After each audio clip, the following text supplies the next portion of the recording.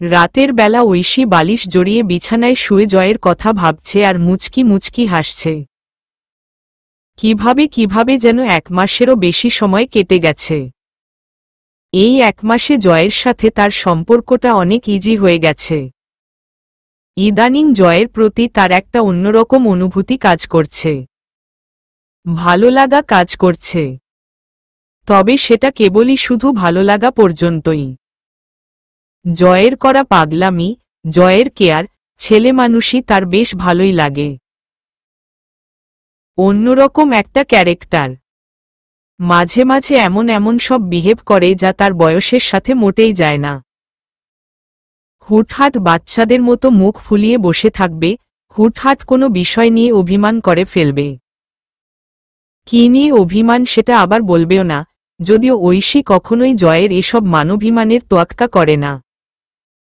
জয় নিজে নিজেই আবার নিজের রাগ অভিমান ঝেড়ে ফেলে তার কাছে এসে এমনই সরি বলবে, যেন অভিমান ঐশী করেছিল। হঠাৎ করে একটা ঘটনা মনে পড়ল তার। হুট করেই জয় একবার ফোন করা দেখা করা একদম বন্ধ করে দেয়। ঐশী বিষয়টা 3 দিন পরে গিয়ে খেয়াল করে জয় গত 3 দিন ধরে ফোন করছে না এবং দেখাও করছে না। সে প্রথমে কিছুটা চিন্তিত হলেও পরে ভাবে হয়তো জয় ব্যস্ত তাই ফোন করার সুযোগ পাচ্ছে না। সে নিজেও তখন ব্যস্ত সময় পার করছে। ঐশী ঠিক করে সে নিজেই একবার কল করে খোঁজ নিবে। তবে কোনো কারণবশত সেদিন আর ফোনটা করা হয়ে ওঠে না। তবে পরের দিনই দেখে জয় বাইক নিয়ে নৃত্যশৈলীর সামনে দাঁড়িয়ে আছে। এটা জয়ের রোজকার রুটিন। এখন প্রতিদিন বিকেলবেলা জয়ই তাকে নৃত্যশৈলী থেকে নিতে আসে আর বাসায় পৌঁছে দেয়। ঐশী জয়ের কাছে গিয়ে তাকে এতদিন কল না দেওয়ার কারণ আর না আসার কারণ জিজ্ঞেস করে, কিন্তু জয় কোনো উত্তর দেয় না। ঐশী অপেক্ষা করে জবাবের, কিন্তু জয় কোনো জবাব না দিয়ে মুখ ফুলিয়ে সামনের দিকে তাকিয়ে থাকে। এক পর্যায়ে ঐশী বাইকে উঠে পড়ে। সেই উঠতেই জয় বাইক স্টার্ট করে একটানে ঐশীর বাসার সামনে এসে পড়ে। ঐশী বাইকে থেকে নামতেই সে কিছু না বলেই চলে যায়। এমনকি ঐশীকেও কিছু বলার সুযোগ দেয় না। ঐশী হতবাক হয়ে জয়ের যাওয়ার দিকে চেয়ে থাকে। এই কাহিনী 2 দিন চলতে থাকে। জয় ঐশীকে নিতে তো আসে কিন্তু কোনো কথা বলে না, এমনকি ঐশীর দিকে ভালো করে তাকায়ও না।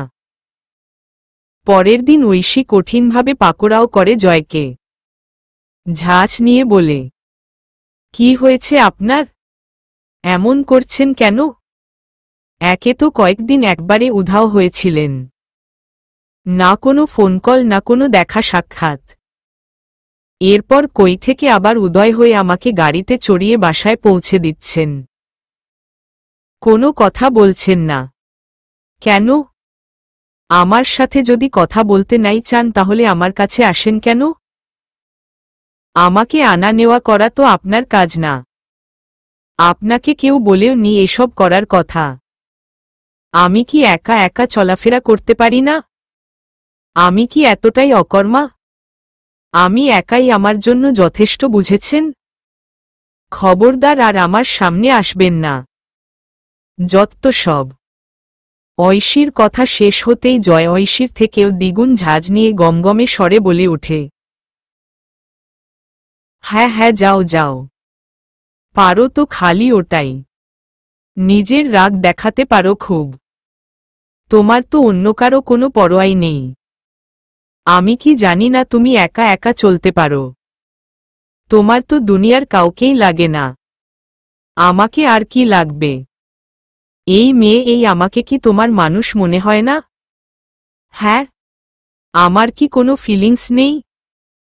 জয়কে তার কথা শেষ করতে না দিয়েই ঐশী চোখমুখ কুঁচকে বলে ওঠে, এখানে ফিলিংস কোথা থেকে আসলো? যেখানে থাকে সেখান থেকেই এসেছে। যার আছে তারই আসে। তোমার তো আসবে না, কারণ তোমার মাঝে তো কোনো ফিলিংস নেই।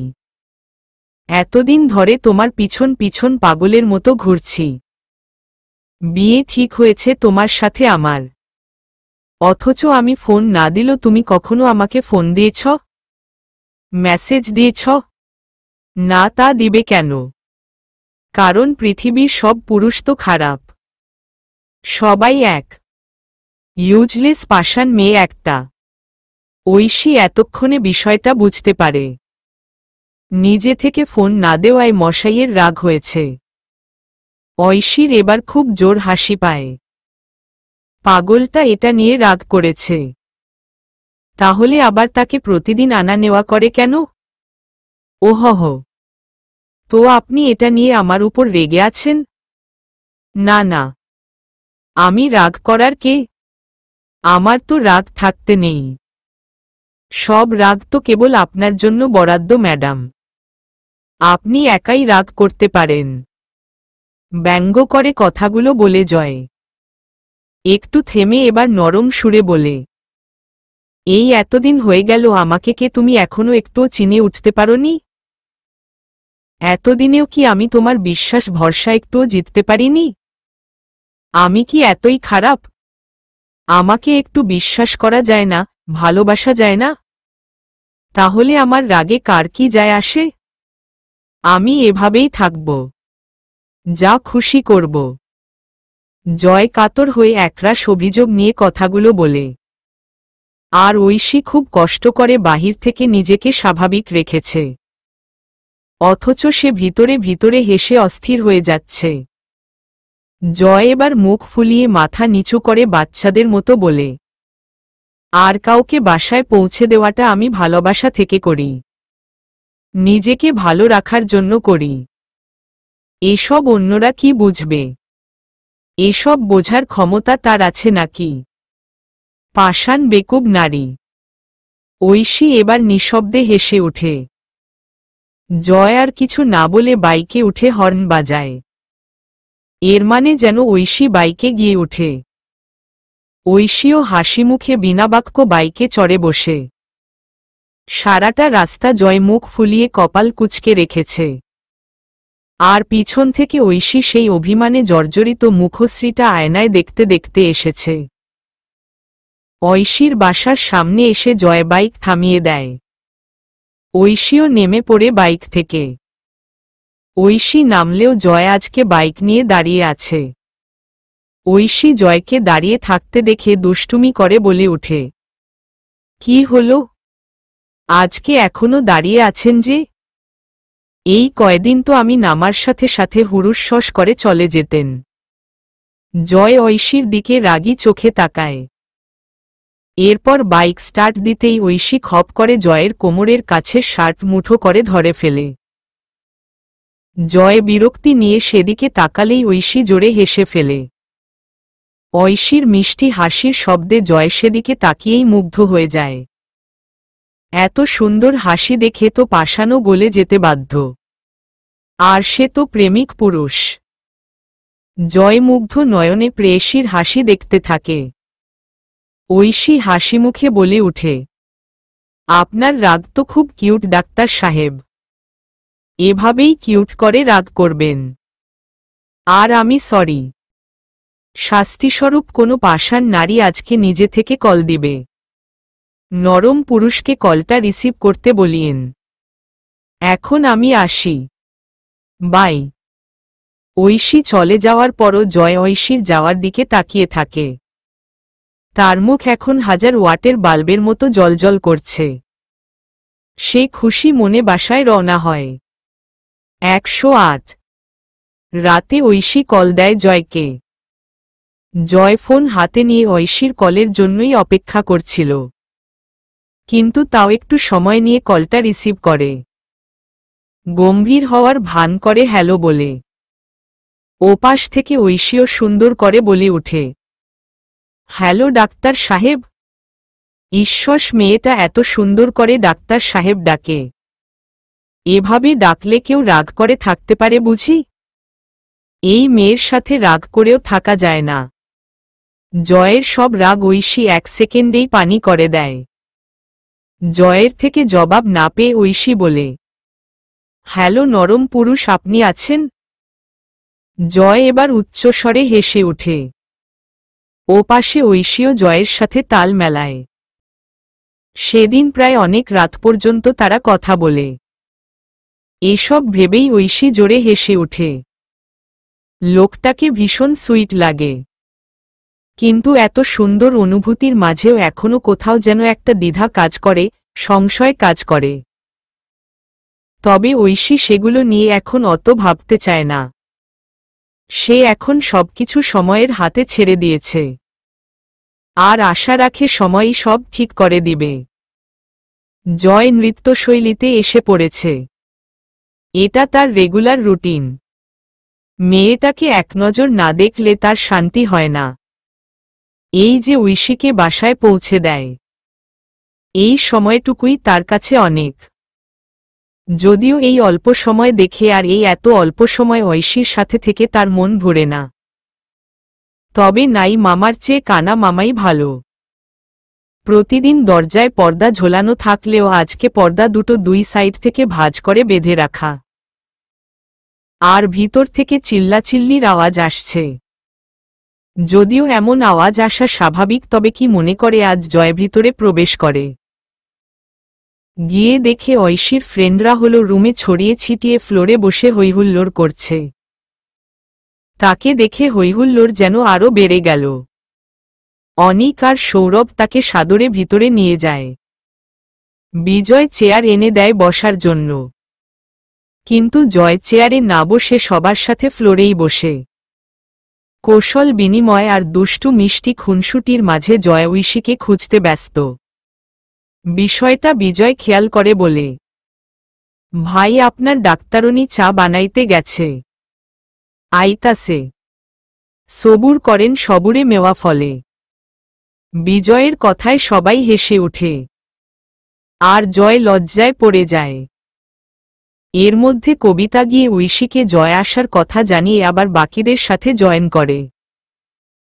ওরা কিছু একটা নিয়ে কথা বলছে। জয় ওদের জিজ্ঞেস করলে জানায় ওরা একটা এতিমখানায় একটা দিন কাটানোর পরিকল্পনা করছে। সাথে নিজেদের সাধ্যমতো এতিম বাচ্চাদের জন্য কিছু আয়োজন করবে, ওদের সাথে কিছুক্ষণ সময় কাটাবে। জয় সব শুনে বলে, বাহ, এটা তো বেশ ভালো পরিকল্পনা, খুবই ভালো। সত্যিই তোমরা তোমাদের বয়সী বাকিদের থেকে অনেক আলাদা। সবই আপনার বউয়ের ক্রেডিট ভাই। আপনার বউ এসবের মূল হোতা। ও সবসময় এইগুলা প্ল্যান প্রোগ্রাম করে।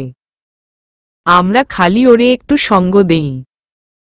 ওর সাথে থাইকা আমরাও কিছু সওয়াবের ভাগিদার হই। অনিকের কথায় জয় বেশ পুলকিত হয়। ঐশীর এই দিকটা জয়ের অগোচরে ছিল, আর আজ সেটা জানতে পেরে ঐশীর প্রতি জয়ের ভালোবাসা আর সম্মান দুটোই আরও অনেক গুণে বেড়ে গেল। এর মধ্যেই ঐশী সবার জন্য চা নাস্তা নিয়ে আসে। বিজয় সবাইকে উদ্দেশ্য করে বলে, ওই তো পদার্পণ করছেন আমাদের করুণাময়ী রানী রাসমণি। ঐশী বিজয়ের কথায় পা দিয়ে তাকে লাথি দেখায়, আর বিজয়ও পাল্টা জবাব দেয়। বন্ধুদের মাঝে এত ফর্মালিটি, ঠিক বেঠিক, উচিত অনুচিত কাজ করে না। ঐশী ট্রেটা নামাতে নামাতে বলে, নেন মহারাজেরা গরম গরম চা আর কলিজা সিঙ্গারা হাজির রর। ঐশীর ট্রেটা রাখতে দেরি, কিন্তু সবার হামলে পড়তে দেরি নেই। খাবলাখাবলি টানাটানি করে সবাই কোনো রকমে চা আর সিঙ্গারা নিয়ে বসে যায়। ঐশী সব বাঁচিয়ে নিজের আর জয়ের চা নাস্তা নিয়ে নেয়। জয়েরটা জয়ের হাতে দিয়ে জয়ের থেকে একটু দূরে বসে পড়ে। ঐশীর ফ্রেন্ডদের সঙ্গ জয়ের বরাবরই খুব ভালো লাগে। ছেলে মেয়েগুলোর মাঝে ভান নেই, ছলচাতুরি, অশ্লীলতা বা অন্যান্য বাজে দিক নেই। ওরাও জয়ের সাথে খুব ফ্রেন্ডলি। ওদের পরিকল্পনার মাঝে ওরাও জয়ের পরামর্শ নিচ্ছে, আর সেও খুবই স্বাচ্ছন্দ্যে কোনোটা করলে ভালো হবে, কিভাবে করলে ভালো হবে সেসবে তার মতামত রাখছে। কথা বলতে বলতে জয় চায়ের কাপে চুমুক দেয়। চুমুক দিতেই তৃপ্তিতে তার চোখ বন্ধ হয়ে যায়। খুবই দারুণ হয়েছে চাটা। জয় চোখ মেলে ঐশীর দিকে তাকায়। যে এখন মুখে পেন্সিল রেখে চুলগুলো আঁটোসাঁটো করে বাঁধনে বাঁধতে ব্যস্ত। কি অপরূপ সুন্দর দৃশ্য! চাটাও বেশ ভালো বানায়। ভালো বললে কম বলা হবে, দুর্দান্ত বানায়। জয় চায়ের প্রতি চুমুকেই আবেশে চোখ বন্ধ করে নিচ্ছে আর ঐশীকে দেখছে। মেয়েটা কথা বললে আর হাসলে বাম ঠোঁটের কোনায় একটা ভাঁজ পড়ে। জয়ের খুব ইচ্ছা ভাঁজটায় হাত ছোঁয়ানোর, ঠোঁট ছোঁয়ানোর। 110। ঝুম বৃষ্টি হচ্ছে। থামাথামির কোনো নামই নেই। বৃষ্টি নামার আগেই আশা আর কবিতা বাদে ঐশীর বাকি ফ্রেন্ডরা চলে গেছে। ওরা বৃষ্টিতে আটকা পড়ে গেছে। আটকা পড়েছে জয়ও। এই মুহূর্তে জয় বারান্দায় দাঁড়িয়ে বৃষ্টি পড়া দেখছে। তার হাতে খালি চায়ের কাপ। ঐশী ট্রেতে করে বাকি চায়ের কাপগুলো নিয়ে জয়ের চায়ের কাপটা নিতে আসে। জয় কাপটা দিতে দিতে বলে, চাটা দারুণ ছিল। তাই? আমি সাধারণত চা খুব একটা খাই না, কফি খাওয়া হয় বেশি। তবে এই চাটা জাস্ট ওয়াও, অসাধারণ। আরে বাহ, এত ভালো লেগেছে বলেই মৃদু হাসে ঐশী। জয়ও হালকা হেসে সম্মতি দেয়। ঐশী জয়কে ওয়েট করতে বলে কিচেনে যেতে নেয়। তখনই পিছন থেকে জয়ের ডাকে থেমে যায়।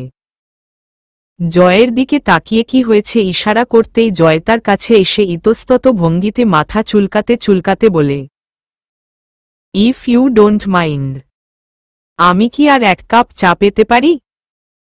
ঐশী মিষ্টি হেসে সম্মতি জানিয়ে কিচেনে চলে যায়। জয় লজ্জায় পড়ে যায়, কিন্তু চাটা তার সত্যিই খুব ভালো লেগেছে। জয়ও ঐশীর পিছনে যেতে যেতে আশপাশটা অবলোকন করে। বাসাটা অনেক বড়, অনেকটা জায়গা জুড়ে। বারান্দাটাও লম্বা চওড়াই অনেক বড়। হলো রুমের পরে আরও 3টা রুম। এরপর একটা কমন বাথরুম, এরপর ডাইনিং, এরপর বেশ বড়সড় কিচেন। পুরনো আমলের বাড়ি হওয়ায় সবকিছু এত বড় বড় করে তৈরি করা। বারান্দার সামনে বেশ বড়সড় একটা উঠান, যা বেশ কিছু ফলফলাদির গাছগাছালি দিয়ে ভরা। সব মিলিয়ে বাসাটা সুন্দর।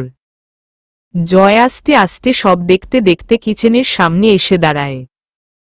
কিচেনে ঐশী কাজ করাই ব্যস্ত, আর জয় তাকে দেখতে ব্যস্ত। উড়না এক সাইড দিয়ে এনে অপর সাইডে কোমরে বাঁধা, চুলগুলো অগোছালোভাবে কোনো রকমে খোপা করা। কিছু খুচরো চুল কানের পাশ দিয়ে আর মুখের সামনে পড়ে আছে। কি সুন্দর ব্যস্ত হাতে একবার কাপগুলো ধুচ্ছে, আবার চুলায়ও কাজ করছে। পাক্কা গৃহিণী মনে হচ্ছে। জয় দেখছে আর মুচকি মুচকি হাসছে। তার বুকটা আনচান আনচান করছে। এই মুহূর্তে তার ইচ্ছে করছে পিছন থেকে ঐশীকে জড়িয়ে ধরতে, কিন্তু লাইসেন্স নেই। বিয়েটা হয়ে গেলে তো আর তার এত সব মন কেমন কেমন করাগুলো নিজের মাঝে বন্দি রাখতে হতো না। কিন্তু মেয়েটা তো বুঝতেই চায় না। জয় এবার নজর সরিয়ে বাইরে তাকায়। বৃষ্টি থামার কোনো লক্ষণই নেই। সারা বারান্দার গ্রিল জুড়ে বিভিন্ন হ্যাঙ্গিং প্ল্যান্ট ঝুলানো।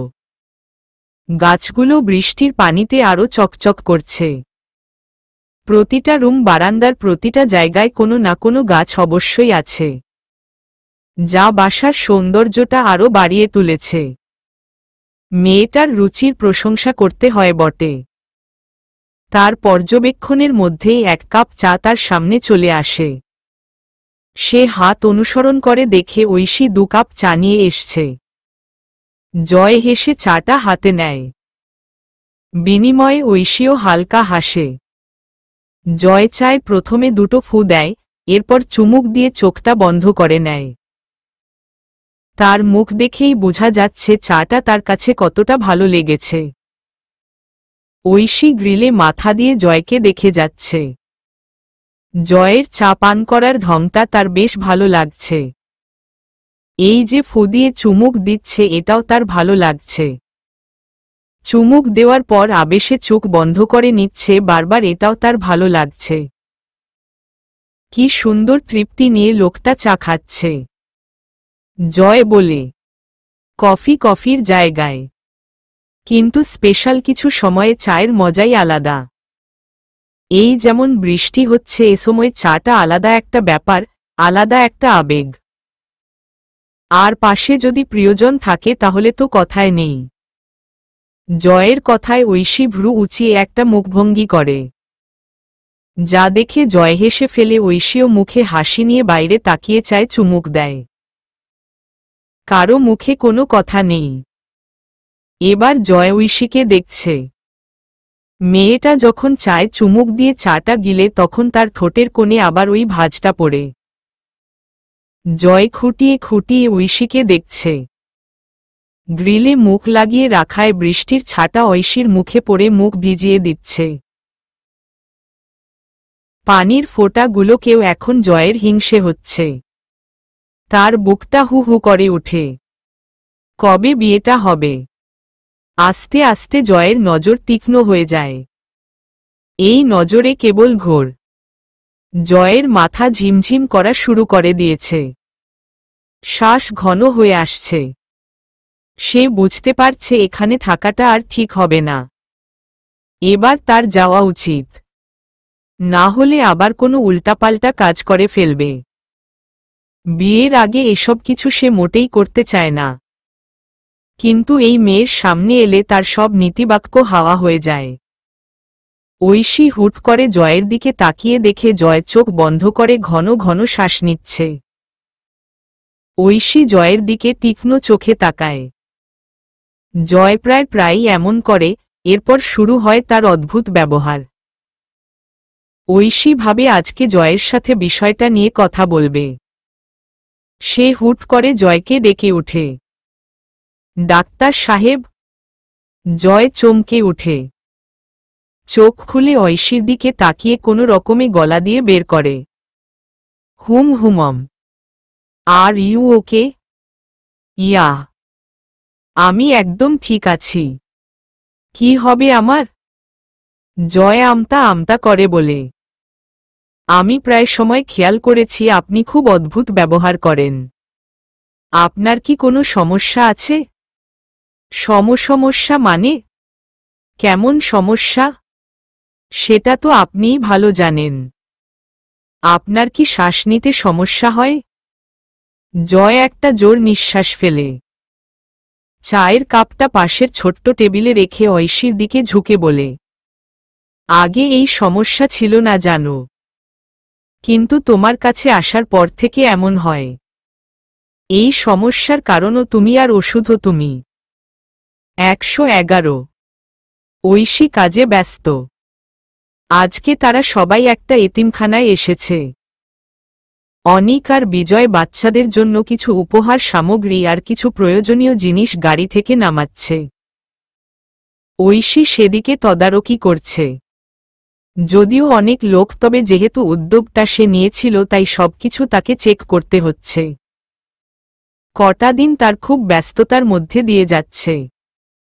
সে চেয়েছিল ছোট কোনো এতিমখানা যেটার অবস্থা তুলনামূলক বেশি খারাপ, কোনো রকম চলছে এমন একটা এতিমখানায় কিছু সাহায্য করতে। এই এতিমখানার অবস্থা অনেক খারাপ। পর্যাপ্ত টাকার অভাবে এখানের বাচ্চারা ভালোমতো খেতেও পারে না। এই এতিমখানা রফিকুল্লাহ সাহেব তৈরি করেছেন। তিনি একজন রিটায়ার্ড সরকারি কর্মকর্তার সাথে বিপত্নিক ও নিঃসন্তান। নিজের সারা জীবনের পুঁজি ও পেনশনের টাকা দিয়ে কোনো রকমে এই এতিমখানাটা চালায়। এতিমখানাটায় মোট 8 জন বাচ্চা। তারা বাচ্চাদের জন্য কিছু কাপড়, প্রয়োজনীয় কিছু ব্যবহার সামগ্রী আর কিছু খেলনা নিয়ে এসেছে। পাশাপাশি খাবারের আয়োজন করেছে যেন বাচ্চারা আজকে পেট ভরে ভালো মন্দ কিছু খেতে পারে। আর বেশ ভালো একটা অ্যামাউন্ট ডোনেশনেও দিয়েছে। অল্প স্বল্প আয়োজনটা বেশ বর্ষর আয়োজন হয়ে গেছে। এসব ঐশীর একার পক্ষে কোনো দিনই সম্ভব ছিল না। প্ল্যানটা করার পর ডিপার্টমেন্টের কাছের কয়েকজনকেও বলা হয়। তাদের দেখাদেখি ডিপার্টমেন্টের সবাই এগিয়ে আসে আর যে যেভাবে পারে এতে যোগদান করে। আর সবচেয়ে বেশি হেল্প যে করেছে সে হচ্ছে জয়। এই আয়োজনে জয় এবং তার বন্ধুরাও অনেক বড় একটা অবদান রাখছে। বেশ বড় একটা অ্যামাউন্ট তারাই দিয়েছে। ঐশীদের 8 জনের সাথে ডিপার্টমেন্টের আরও কিছু ফ্রেন্ড এসেছে। বন্ধের দিন হওয়ায় সিয়াম, ফয়সাল, নিতু, রূপা ওরাও এসেছে। জয় সৌরভকে সাথে নিয়ে কিছু প্রয়োজনীয় জিনিস আনতে গেছে। প্রচুর গরম আবহাওয়া। সূর্য যেন তার সবটা তেজ আজ পৃথিবীতে ঢেলে দিচ্ছে। যদিও হালকা হালকা বাতাস বইছে, তবে তা যথেষ্ট না। জয় সবে জিনিসপত্র নিয়ে ফিরেছে। ঘামে ভিজে তার টি শার্ট একদম জবজবে হয়ে গেছে। শরীর থেকে এমনভাবে ঘাম ঝরছে যেন সবে পুকুর থেকে ডুব দিয়ে এসেছে। ঐশী রান্না বান্নার তদারকি করতে করতেও বিষয়টা খেয়াল করে। সে তাড়াতাড়ি ঠান্ডা পানি দিয়ে 2 গ্লাস লেবুর শরবত বানিয়ে অনিককে দিয়ে জয় আর সৌরভের কাছে পাঠিয়ে দেয়। তা দেখে নিতু রূপাকে বলে, বাপ বাহ, আমাদের ভাবির এখনই কত দরদ দেখ। বরের কষ্ট আর সহ্য হল না। এত কিছু সামলিয়েও ম্যাডামের নজর তার দিকে ঠিকই আছে। রূপা আর নিতুর কথায় সবাই হেসে ওঠে। ঐশী লজ্জা পেলেও নিজেকে সামলে বলে ওঠে, আপু কি যে শুরু করেছেন আপনারা? একটু আগে আমরাও তো খেলাম। আর ওরা মাত্র বাইরে থেকে এলো, তাই আর কি। হ্যাঁ গো, বুঝছি তো, বলেই হেসে উঠে নিতু। তার সাথে বাকিরাও তাল মেলায়। আসার পর থেকেই নিতু, রূপা, সিয়াম আর ফয়সালের সাথে ঐশীর বেশ ভালো বন্ডিং তৈরি হয়ে গেছে। বিশেষ করে নিতু আর রূপা দুজনেই খুব মিশুক। ঐশীর বিষয় শুনে প্রথমে মনে মনে তারা মোটেও সন্তুষ্ট ছিল না, তবে ঐশীকে দেখে এবং তার সাথে মেশার পর এখন দুজনেরই ঐশীকে বেশ পছন্দ হয়েছে। তাদের মতে ঐশী জয়ের জন্য পারফেক্ট। মেয়েটার মাঝে সত্যিই আলাদা কিছু আছে। সব আয়োজন একদম খুব সুন্দর ও সুষ্ঠুভাবে সম্পন্ন হয়েছে। সারাটা দিন সবাই পরিশ্রমের সাথে সাথে অনেক আনন্দও করেছে। প্রতিটা ভালো কাজের পর মানুষের মন এমনিতেই ফুরফুরে হয়ে যায়, তেমনি আজকে উপস্থিত সবাই ভিতর থেকে বেশ ফুরফুরে অনুভব করছে। সিয়াম তো বলেই দেয়, যা ঐশীর উছিলায় আজ একটা ভালো কাজ করলাম। ভিতরটা শান্তি শান্তি লাগছে। থ্যাঙ্কস ঐশী। ঐশী কিছু না বলে কেবল একটা মিষ্টি হাসি দেয়। রূপা বলে, সত্যি রে, খুব শান্তি লাগছে। একদম নির্ভার। প্রতিদিন ওই একঘেয়ে রুটিন আর একঘেয়ে জীবন নিয়ে বেশ হাঁপিয়ে গিয়েছিলাম। আজকে অন্যরকম একটা দিন কাটল। এইটাই এখন ফুয়েলের মতো কাজ করবে। রূপার কথায় সবাই হালকা হেসে দেয়। সূর্যের তাপ কমে গেছে। সূর্যের এবার যাবার পালা। সব গোছগাছ করে বাচ্চাদের খাইয়ে নিজেরা খাওয়া দাওয়া শেষে সবাই এতিমখানার সামনের ঘাসের উপর গোল হয়ে কোল্ড ড্রিঙ্কস নিয়ে বসে পড়েছে। জয় এক হাত পিছনে রেখে তাতে ভর দিয়ে একটু একটু করে কোল্ড ড্রিঙ্কস খাচ্ছে আর ঐশীকে দেখছে। কালো 3 পিছে শ্যামরাঙা মেয়েটাকে স্নিগ্ধ ফুটন্ত একটা কালো গোলাপ মনে হচ্ছে। আর মেয়েটার হাসি, সে তো ঘায়েল করা। মেয়েটার কালো রং পরা একদমই উচিত নয়, একদমই না। জয়ের চোখ যেন ঝলসে যাচ্ছে। জয় দীর্ঘশ্বাস ফেলে চোখ ঘুরিয়ে নেয়। 112। এবার সবার যাবার পালা। সবাই রফিকুল্লাহ সাহেব আর বাচ্চাদের কাছ থেকে বিদায় নেয়। রফিকুল্লাহ সাহেব সবাইকে দোয়া করে দেয়। সবার তো আর একসাথে যাওয়া সম্ভব না, তাই যে যার মতো করে চলে যাচ্ছে। সিয়ামরা গাড়ি করে চলে যাবে। ঐশীর বাকি ফ্রেন্ডরা একটা অটো ঠিক করে। ঐশী ওদের সাথে যেই যেতে নিবে অমনি জয় তাকে আটকে দেয়। ঐশী, আমার সাথে চলো, আমি তোমাকে পৌঁছে দিচ্ছি। ঐশী কিছু বলবে তার আগেই তার ফ্রেন্ডরা এবং নিতু রূপাও জয়ের সাথে যেতে জোর করে। ঐশী আর অমত করার সুযোগ পায় না। ওরা চলে গেলে জয় আর ঐশী দাঁড়িয়ে থাকে। ঐশীর অস্বস্তি হচ্ছে, কিছুটা ভয় ভয়ও করছে। অচেনা জায়গা, তার উপর আবার একা একটা ছেলের সাথে। যতই উঠবি হোক, ঐশী এখনও ওকে সেভাবে বিশ্বাস করে উঠতে পারেনি।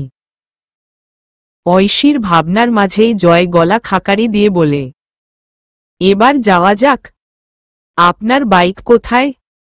জয় মাথা চুলকিয়ে বলে, বাইক তো আজকে নিয়ে আসেনি। ঐশী চোখ বড় বড় করে তাকায়, বিরক্তি নিয়ে বলে, তাহলে কি দিয়ে যাব এখন? আপনি সিয়াম ভাইয়াদের সাথে চলে যেতেন আর আমি আশাদের সাথে। কেন আটকালেন শুধু শুধু? কি যে করেন না আপনি, বোকার মতো। আম্মু বকবে আজকে। আরে বকছ কেন? আমি তো তোমার সাথে একটু সময় কাটাবো বলে ওদের যেতে বললাম। আমাদের এখন একটু স্পেস দরকার না? স্পেস না? স্পেস নিয়ে কি এমন করবেন শুনি? সন্ধ্যা হয়ে আসছে, এখন এমন একটা নির্জন অচেনা জায়গায় আপনি স্পেস দেখাচ্ছেন? জয় মুখ ফুলিয়ে বলল, এত রাগ করছো কেন? স্পেস দিয়ে অনেক কিছুই করা যায়। কিন্তু তুমি আনরোমান্টিক মানুষ, ওসব বুঝবে না। দেখ রোদ পড়ে গেছে, রাস্তাটা দেখো কি সুন্দর। এখানে হাঁটতে ভালো লাগবে, চলো না। মোড় থেকে রিকশা নিয়ে নিব। ঐশী এবার চুপ করে রইল। আসার সময় তারও ইচ্ছে করছিল রাস্তাটা দিয়ে হাঁটতে। গ্রামের দিকে হওয়ায় বেশ খোলামেলা আর গাছগাছালিতে ভরা, তাই সে আর দ্বিমত করে না। কিন্তু জয়ের দিকে তাকিয়ে দেখে জয় মুড অফ করে ফেলেছে। হয়তো ঐশীর ওভাবে রিয়েক্ট করা উচিত হয়নি। তাই ঐশী হাসি মুখে জয়কে বলে, তা ঠিক বলেছেন, আসুন তাহলে। তবে মোড় পর্যন্ত কিন্তু অনেকটা পথ। জয় এবার উচ্ছ্বাসিত হয়ে বলে, আরে গল্প করতে করতে পৌঁছে যাব। ঐশী হেসে দেয় জয়ের উচ্ছলতা দেখে। দুজনে পা বাড়ায় পথের দিকে। 113। জায়গাটা আসলেই সুন্দর। দুপাশে বিস্তৃত ধানক্ষেত, মাঝখানে পিছালা পাকা রাস্তা। রাস্তার পাশে সারি সারি রেইনট্রি আর ইউক্যালিপটাস গাছ। খোলামেলা জায়গা হওয়ায় হু হু করে বাতাস বইছে। সেই পথ দিয়ে হেঁটে চলছে দুজন যুবক যুবতী, যাদের একজনের মনে ভালো লাগা আর ভালোবাসার বসন্ত বাতাস বইছে, আর আরেকজনের মনে ভালো লাগা আর দ্বিধার দোলাচল।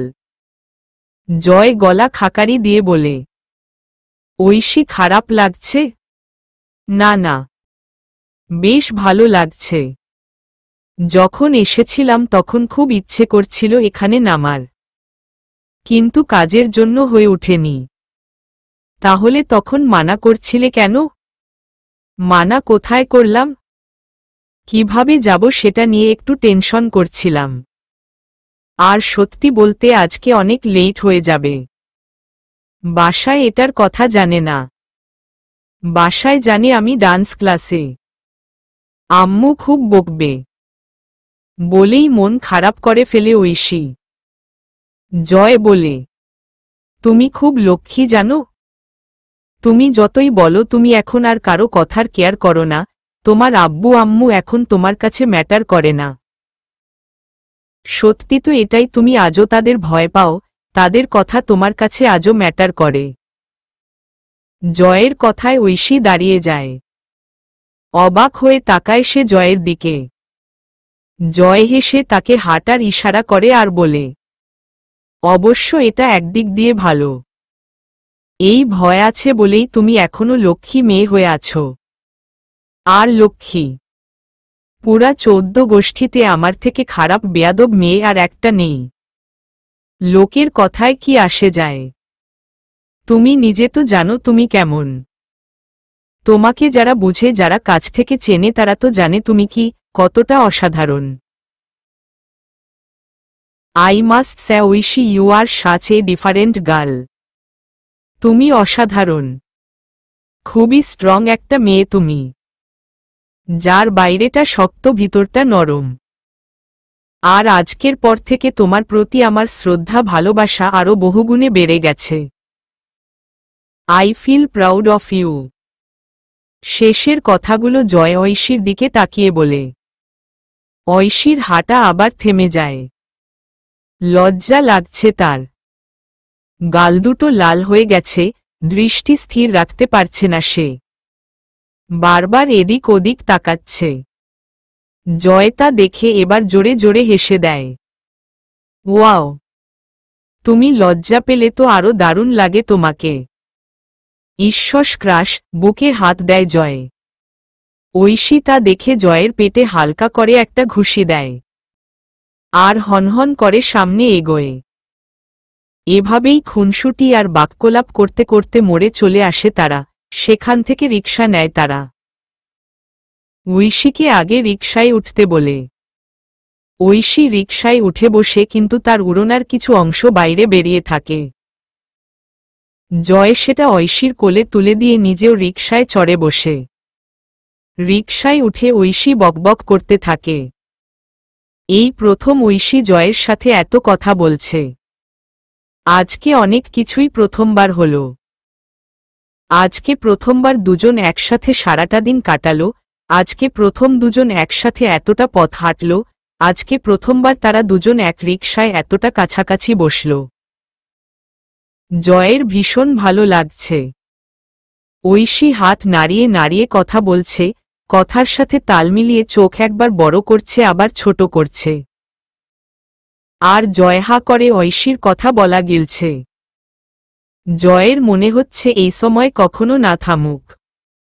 তার মনে মনে বাজছে, এই পথ যদি না শেষ হয় তবে কেমন হতো তুমি বলো তো? যদি পৃথিবীটা স্বপ্নের দেশ হয় তবে কেমন হতো তুমি বলো তো? লাল লা লা লা ভেবেই জয় হেসে ফেলে। ঐশীও তখন একটা মজার কথা বলছিল। ঐশী ভাবল জয় হয়তো তার কথা শুনেই হাসছে, তাই সেও জয়ের সাথে তাল মিলিয়ে হেসে ওঠে। সন্ধ্যালগ্নে দুজন যুবক যুবতীর এই সুন্দর মুহূর্তের সাক্ষী হয়ে রইল রাস্তাঘাটের অচেনা কজন মানুষ আর প্রকৃতি। সময় তার নিজ গতিতে চলে। সময় যখন চলে যায় আমরা তখন বুঝতেই পারি না। এক সময় খেয়াল হয় আর তখন ভাবি এত তাড়াতাড়ি সময় চলে গেল। দেখতে দেখতে 2 মাস কেটে গেছে। এর মধ্যে অনেক কিছু পরিবর্তন হয়েছে। ইলোরা, ইয়াসমিন আর স্মৃতির সাথে ঐশীর বন্ডিং আরও জোরালো হয়েছে। প্রায় প্রতিদিনই কথা হয় তাদের সাথে। স্মৃতি তো দিনের মধ্যে হাজারবার ফোন করবে, বাসায় কি হয় না হয়, সারাদিন সে কি করে না করে সবকিছু ঐশীকে না বললে তার পেটের ভাত হজমই হয় না। ইলোরা, ইয়াসমিনের সাথেও মাঝে মধ্যে ঐশীর কথা হয়, কিন্তু তবুও একটা দেয়াল তাদের দুজনের মধ্যে আছে। তবে এটা খারাপ না। কিছু কিছু সম্পর্কে একটা নির্দিষ্ট গণ্ডি থাকা প্রয়োজন। সিয়াম, ফয়সাল, নিতু, রূপা এদের সাথেও ঐশীর সম্পর্ক অনেক ভালো। সেদিনের পরেও তাদের সাথে ঐশীর অনেকবার দেখা সাক্ষাৎ হয়েছে, কথা হয়েছে। ওরা কোনো প্রোগ্রাম করলে সেখানে ঐশীর উপস্থিতি বাধ্যতামূলক। মোট কথা জয়ের সাথে জড়িত সব মানুষের সাথে ঐশীর বন্ডিং খুব ভালো। জয়ের জীবনের সাথে জড়িত সবকিছুর সাথে ঐশী পরিচিত, কিন্তু ঐশীর পরিবারের মানুষের সাথে জয়ের বন্ডিং তেমন না। এই 2 মাসে অনেকবার ঐশীদের বাসায় তার যাওয়া আসা হয়েছে। ঐশীদের বাসায় কোনো প্রোগ্রাম হলে বা কোনো আয়োজন হলেই জয়কে এবং তার পরিবারকে ডাকা হয়, যেমনটা সাধারণত হয়ে থাকে আর কি, ফর্মালিটি। কিন্তু জয় চেয়েও ঐশীর পরিবারের সাথে সেভাবে ভালো বন্ডিং তৈরি করতে পারেনি। মানুষগুলোর মানসিকতা আর জয় এবং তার পরিবারের মানসিকতা একদমই মিলে না। যতবার জয় ঐশীদের বাসায় গেছে সে বিব্রত আর খুব অকওয়ার্ড পরিস্থিতিতে পড়েছে। বিশেষ করে ঐশীর বড় খালার দ্বারা। মহিলাটি এমন এমন সব কথা বলে প্রথম প্রথম তার মূর্খামি আর চাপাবাজি দেখে হাসি পেলেও এখন খুব বিরক্ত লাগে। তার মেয়ে কলি স্মৃতির সমবয়সী। এসএসসির পর এখানকার কোনো কলেজে চান্স পায়নি। পরবর্তীতে ঐশীদের গ্রামের বাড়ির একটা কলেজে চান্স হয়। তাই মেয়েকে নিয়ে আবার গ্রামে চলে যান তিনি। এখন গ্রামেই থাকে। আর তার ছোট ছেলেটা এবার ছবিতে চান্স পেয়েছে, পালি ও সংস্কৃত ভাষায়। বাংলাদেশে যদিও সাবজেক্ট ভিত্তিক জব নেই, কিন্তু মহিলার যেই গালগল্প, বাপরে বাপ। তার ছেলেকে নাকি এখনই বড় বড় কোম্পানি থেকে চাকরির জন্য ডাকে, বিদেশে যাওয়ার অফার করে, হেনতেন কত কি। অথচ সবে পড়ে ফার্স্ট ইয়ারে। আর পালি নিয়ে পড়া স্টুডেন্টকে বড় বড় কোম্পানিতে চাকরি কে দিবে? কিন্তু জয় সবসময় চুপই থাকে। সে মনে করে মূর্খদের সাথে তর্ক করে নিজেকে মূর্খ পরিচয় দেওয়ার কোনো মানে হয় না। তার উপর আবার সে হবু জামাই। তার কিছু বলাটা মোটেই সাজে না। বলতে নেই, তবুও এমন ছোটলোকি কায়কারবার তার পছন্দ নয়।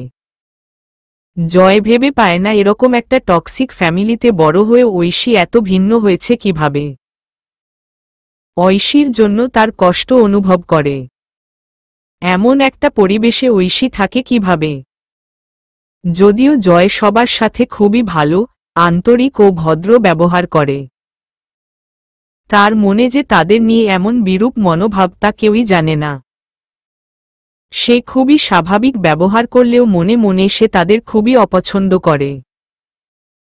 115 কালকে জয়ের জন্মদিন। জয় খুবই এক্সাইটেড। ঐশীর সাথে দেখা হওয়ার পর এটা তার দ্বিতীয় জন্মদিন। প্রথমবার ঐশী এই বিষয়ে অবগত ছিল না এবং তাদের বন্ডিংও খুব একটা ভালো ছিল না। টুকটাক হাই হ্যালো হতো, এই আর কি। তার দিক থেকে ভালোবাসা থাকলেও ঐশীর দিক থেকে কিছুই ছিল না।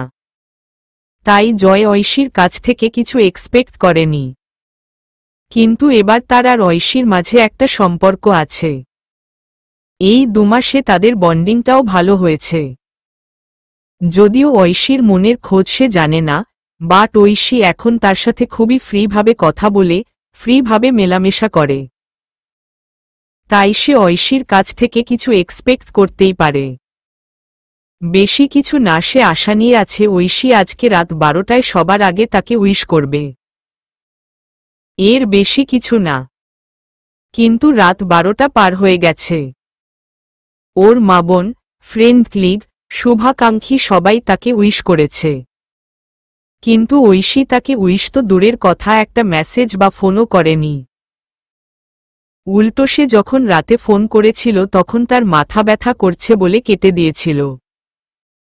জয়ের মনটা খুব খারাপ হয়ে আছে। বার্থডে নিয়ে কখনো কারো কাছ থেকে তার কোনো এক্সপেকটেশন কোনো দিনই ছিল না। বরং যখন কেউ তাকে বার্থডে উইশ করে সে মনে মনে কিছুটা লজ্জাবোধ করে। এখন বয়স হয়েছে তার জন্য না। অনেক আগে থেকেই সে এসব বার্থডে সেলিব্রেশন পছন্দ করে না। তবে যতদিন বাবা বেঁচে ছিল ততদিন সে বাবার গিফটের জন্য খুব এক্সাইটেড থাকত। আর প্রতি বছর মায়ের হাতের স্পেশাল রান্না, ব্যাস এটুকুই। কিন্তু এই প্রথমবার মা বাবা ব্যতীত কারো কাছ থেকে একটা উইশ আশা করছিল। পরক্ষণেই জয় ভাবে ঐশীর তো মাথা ব্যথা, তাই হয়তো উইশ করতে পারেনি। এটা ভেবে তার মন খারাপ কমে গেলেও সে তখন ঐশীর জন্য চিন্তিত হয়ে ওঠে।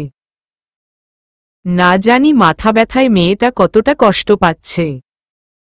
ও থাকলে তো ব্যথা কমানোর জন্য কিছু একটা করতে পারত। সারা রাত ঐশীর চিন্তায় নির্ঘুম রাত পার করে সে। 116 সকালে জয় ঐশীকে কল দেয়। ওপাশ থেকে ঐশী হ্যালো বলতেই জয় অস্থির কণ্ঠে বলে ওঠে, তুমি ঠিক আছো? মাথা ব্যথা কমেছে? হ্যাঁ, কমে গেছে। কি করছেন আপনি? কিছু না, রেডি হব এখন। তারপর হসপিটালে যাব। ওহহ, আচ্ছা ঠিক আছে। যান তাহলে, আমিও বের হব এখন। ঐশী: জি। আজ কয় তারিখ? আজ 12 তারিখ। কেন? না, এমনই জিজ্ঞেস করলাম। আজ কি কোনো স্পেশাল দিন? কই না তো। কি হয়েছে বলুন তো? ঐশীর এমন নির্লিপ্ততা জবাবে জয়ের মন খারাপ হয়ে যায়। সে ভেবেছিল ঐশী এখন তাকে উইশ করবে, কিন্তু ঐশীর কথায় মনে হচ্ছে সে জানেই না কিছু। জয়ের অভিমান হয়। সে গম্ভীর কণ্ঠে কথা শেষ করে কল কেটে দেয়। রুম থেকে বের হতেই তার মা এসে কপালে চুমু খায়। জয় মায়ের আদরটা লুফে নেয়। প্রতিবছর এই দিনে মা তার পছন্দের সব রান্না করে।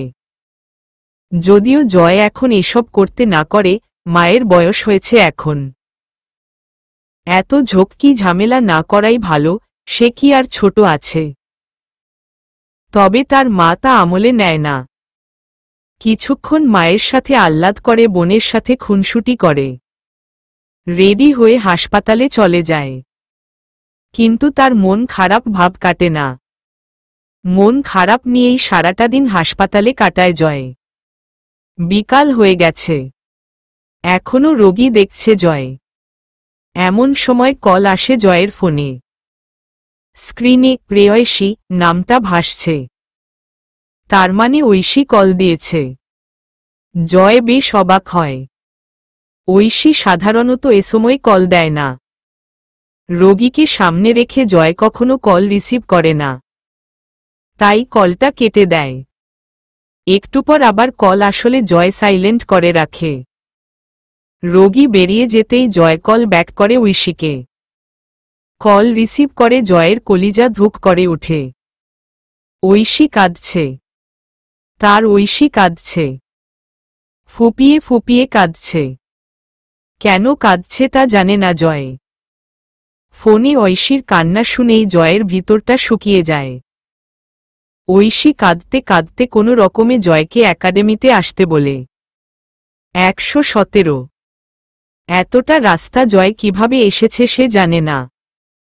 সারাটা রাস্তা জয়ের ভিতর এক অজানা ভয় কাজ করেছে। ঐশী খুবই শক্ত ধরনের মেয়ে। সেই মেয়ে যাকে সে নিজের থেকেও বেশি ভালোবাসে। সে হয়তো কখনো ভাষায় প্রকাশ করতে পারবে না ঐশী জয়ের কাছে কি। সেই মেয়েটা এভাবে কান্না করছে। তার ভিতরে কি ঝড় বইছে তা সে কিভাবে বুঝাবে? এমনেতেই জয় সারাটাক্ষণ ঐশীকে নিয়ে চিন্তায় থাকে। ঐশী তার ফ্যামিলি নিয়ে খুবই ডিপ্রেসড। ঐশীর যে ফ্যামিলি পরিস্থিতি তাতে যখন তখন যে কোনো কিছু ঘটে যেতে পারে। সে যতই শক্ত হোক, ঐশী এখনও তার পরিবারকে যথেষ্ট গুরুত্ব দেয়। সারাটা রাস্তা জয়মর্মে মরেছে। একাডেমির সামনে এসে জয় কোনো রকমে বাইক দাঁড় করিয়ে ভিতরে চলে যায়। গিয়ে চিৎকার করে ঐশীর নাম ধরে ডাকতে থাকে। কিন্তু ঐশীর কোনো সাড়া শব্দ নেই। প্রতিটা রুম, বাথরুম, কিচেন, পুরো বাসা খুঁজেও ঐশীকে পায় না। জয় মাথার চুলগুলো পেছনে দিকে টেনে ধরে। গেট খোলা, দরজা খোলা, কিন্তু তার ঐশী নেই। কোথাও নেই। কোথায় গেল তার ঐশী? কোথায় খুঁজবে সে তাকে? জয় বারান্দাতেই ধপ করে হাঁটু গেড়ে বসে পড়ে। ভয় জয়ের গলা শুকিয়ে গেছে, বুকে জ্বালা করছে। জোরে জোরে শ্বাস নিচ্ছে। সে পাগলের মতো ফোন বের করে ঐশীকে ফোন দেয়। কিন্তু ঐশী ফোন রিসিভ করছে না। জয়ের চোখ দিয়ে দুফোঁটা পানি গড়িয়ে পড়ে। বারবার কল করে যাচ্ছে, তবুও ফোন রিসিভ করছে না ঐশী। জয় আবার কল দেয়, রিং হচ্ছে কিন্তু নো রেসপন্স। জয় বিড়বিড় করে বলে, প্লিজ জান, pick up the phone, please please please. মরে যাব আমি, পাক্কা মরে যাব। বড় ভাই। আচমকা কারো ডাকে জয় মাথা তুলে তাকায়। বারান্দার দরজায় অনিক দাঁড়িয়ে আছে। জয় ঝট করে উঠে অনিকের বাহু ধরে চিৎকার করে বলে, ঐশী কোথায় অনিক? আমার ঐশী কোথায়? ছাছা দে। অনিক আমতা আমতা করে কোনো রকমে বলে ওঠে। জয় আর কিছু না শুনে দৌড়ে ছাদের দিকে চলে যায়। পিছন থেকে অনিক অবাক হয়ে তা দেখে। জয় ছাদের সামনে গিয়ে থমকে দাঁড়ায়। বুক ধরফর করছে তার। কি হয়েছে ঐশীর? সে জোরে জোরে শ্বাস নিয়ে চাপানো দরজাটা কাপা কাপা হাতে ধরে। বড় বড় করে কয়েকটা শ্বাস ফেলে চোখ বন্ধ করে দরজাটা ধাক্কা দেয়। সাথে সাথে বেশ তীব্রকারে বোম ফাটার মতো শব্দ হয়। জয় ভয়ে চোখ খুলে সামনে তাকিয়ে দেখে সিয়াম, ফয়সাল, নিতু, রূপা, স্মৃতি, বিজয়, সৌরভ, আশা, কবিতা, প্রীতি সবাই হাসি মুখে দাঁড়িয়ে। সবাই হাতে বেলুন, পার্টি স্প্রে আর ভেপু বাঁশি নিয়ে হ্যাপি বার্থডে জয় বলে চিল্লাচ্ছে। জয় হতবাক হয়ে যায়। তার গায়ে ততক্ষণে পার্টি স্প্রে আর ছোট ছোট রঙিন কাগজে ভরে গেছে। জয়ের মাথা ব্ল্যাঙ্ক হয়ে গিয়েছে। সিয়াম আর ফয়সাল এসে তাকে জড়িয়ে ধরে উইশ করে। জয় এখনো হতবাক হয়ে দাঁড়িয়ে আছে। কি হচ্ছে বুঝতে তার বেশ সময় লাগে। সবাই এসে তাকে উইশ করছে, কিন্তু তার সেসবে ধ্যান নেই। সবাইকে দেখলেও সে এখনো ঐশীকে দেখতে পারেনি। সে ঐশীকে খুঁজতে ব্যস্ত হয়ে পড়ে। খুঁজতে খুঁজতে দেখে ঐশী ছাদের এক কোণায় দুহাত বুকে গুজে দাঁড়িয়ে দাঁড়িয়ে এসব দেখছে আর হাসছে।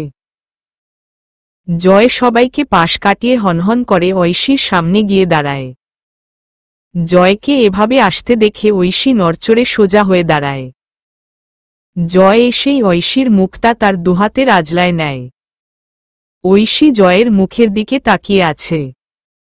লোকটাকে ভীষণ উদ্ভ্রান্ত লাগছে। তুমি ঠিক আছো?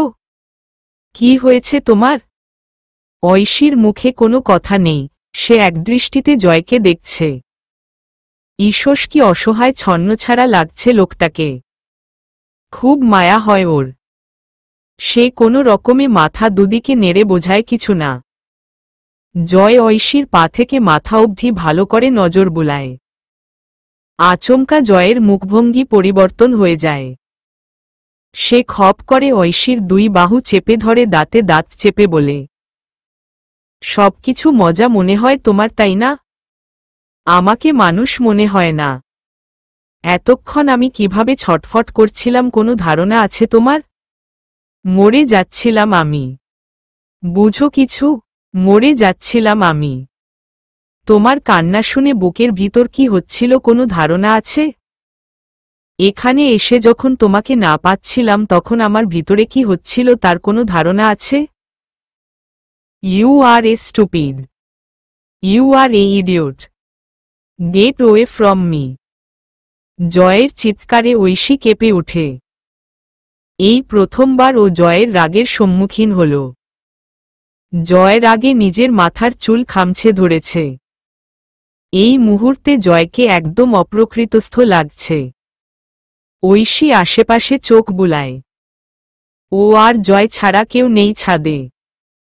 বাকিরা ওদেরকে একা রেখে হয়তো চলে গেছে। ঐশী ভয় পাচ্ছে। জয় কোমরে দু হাত রেখে এদিক ওদিক তাকিয়ে জোরে জোরে শ্বাস নিচ্ছে। কপালের দুই সাইডের আর গলার শিরাগুলো ভেসে উঠেছে। উজ্জ্বল শ্যামলা মুখটা রাগে কালো বর্ণ ধারণ করেছে। হাসপাতাল থেকে ওভাবেই চলে এসেছে বোধহয়, কারণ গায়ে এখনো এপ্রনটা জড়ানো। ঐশী কিছু বলবে তার আগেই জয় আবার তার দিকে তেড়ে আসে। ঐশী আবার দু পা পিছাতেই ছাদের রেলিংয়ের সাথে আটকে যায়। জয় এক হাতে ঐশীর কোমর প্যাঁচিয়ে আরেক হাতে ঐশীর পিছনের চুলগুলো মুঠি করে ধরে। ঐশী ব্যথায় আহ করে ওঠে। পরীক্ষা নিচ্ছিস হুম? পরীক্ষা? তোর জন্য আমি মরতে পারি কিনা সেই পরীক্ষা নিচ্ছিস? তাহলে মার মার, এখনই মেরে দে আমাকে। আমি আর এভাবে পারছি না। এভাবে ভালোবাসার প্রমাণ দেওয়া যায় না ঐশী। ভালোবাসার প্রমাণ সময়ই দিয়ে দিবে। আমার ভালোবাসার গভীরতা জানতে হলে, আমাকে বুঝতে হলে তোমাকে এক পা করে আগাতে হবে। তুমি এক পা আগাও, বাকি পথ আমি তোমার হাত ধরে নিয়ে যাব। কিন্তু এভাবে চলে না, এসব পরীক্ষা করে ভালোবাসার সত্যি মিথ্যে যাচাই করা যায় না। Please trust me. তুমি আমার কি তা আমি তোমাকে বলে বোঝাতে পারবো না। সারাটাক্ষণ আমার ধ্যান জ্ঞান কেবল তুমি। আমি জানি মানুষ খুব তাড়াতাড়ি পরিবর্তন হয়, বিয়ের পর প্রেমিক প্রেমিকার মাঝে সেই ভালোবাসা থাকে না। বাট সবাইকে একসাথে গুলালে তো চলবে না। জয় ঐশীর কপালের সাথে কপাল ঠেকিয়ে নরম ভাঙা স্বরে বলে, I am addicted on you. লোকে বলে কারো রূপের প্রেমে পড়লে সেই প্রেম একসময় কেটে যায়। টাকার প্রেমে পড়লে সেটাও একসময় কেটে যায়। কিন্তু ব্যক্তিত্বের প্রেমে পড়লে সেই প্রেম থেকে কখনো উঠা যায় না। আমি তোমার ব্যক্তিত্বের প্রেমে পড়েছি ঐশী। এই প্রেম থেকে আমি কখনো উঠতে পারবো না, আর আমি উঠতে চাইও না। তোমার হাত ধরে জীবনের শেষ পর্যন্ত যেতে চাই, তোমার কোলে মাথা রেখে মরতে চাই Oishi. I love you. I love you a lot. Please love me, please trust me. ঐশীর চোখ জলে টলমল করছে। শ্বাস আটকে আটকে আসছে। হাত পা কাঁপছে। বুকের মাঝে তুফান চলছে। জয়ের প্রতিটা কথা কেবল তার বুকেই ঝড় তুলেনি, তার সারা শরীরেও এক অন্যরকম আবেশে ছেয়ে গেছে। এক অন্যরকম শান্তিবোধ হচ্ছে। এমন সব অনুভূতির সাথে ঐশী মোটেও পরিচিত নয়। সে নিজেকে সামলাতে নিজেরই অজান্তে জয়ের বলিষ্ঠ বাহুতে হাত রাখে। দুজনেই জোরে জোরে শ্বাস নিচ্ছে। জয় ঐশীর কপাল থেকে কপাল সরিয়ে ঐশীর মাথার চুলে চুমু খায়। ঐশীকে ছেড়ে ছাদের রেলিং ধরে দাঁড়ায়। কিছুক্ষণ পর একটা শব্দ ভেসে আসে, সরি। কিন্তু জয় তার দিকে তাকায় না। সে একদৃষ্টিতে সামনে তাকিয়ে আছে। এমন আর করব না। আসলে আমি তো জানতাম না আজকে আপনার জন্মদিন। এবার জয় ঝট করে ঐশীর দিকে ফিরে।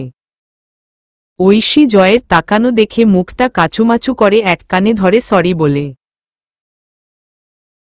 এত কিউট লাগে তখন মেয়েটাকে। এতক্ষণের সব আক্রোশ, অস্থিরতা, অভিযোগ, অভিমান সব যেন শেষ হয়ে যায় ঐশীর ওই মুখভঙ্গিতে। কিন্তু জয় বাইরে থেকে নির্লিপ্ততা থাকে। জয়ের এবার বোধ আসে ঐশী তো সত্যিই ওর জন্মদিন জানত না। দুপুরের আগে আগে স্মৃতি ফোন করে বলে আজ আপনার জন্মদিন, আর আপনার মুড অফ, তাই একটা সারপ্রাইজ প্ল্যান করতে চেয়েছিলাম। তবে আমি মানছি আমার ওভাবে ফোন করা উচিত হয়নি। I am sorry. আপনাকে হার্ট করা আমার উদ্দেশ্য ছিল না। জয় আস্তে আস্তে ঐশীর সামনে এসে দাঁড়ায়। এরপর ঝট করে ঐশীর কোমর পেঁচিয়ে ধরে।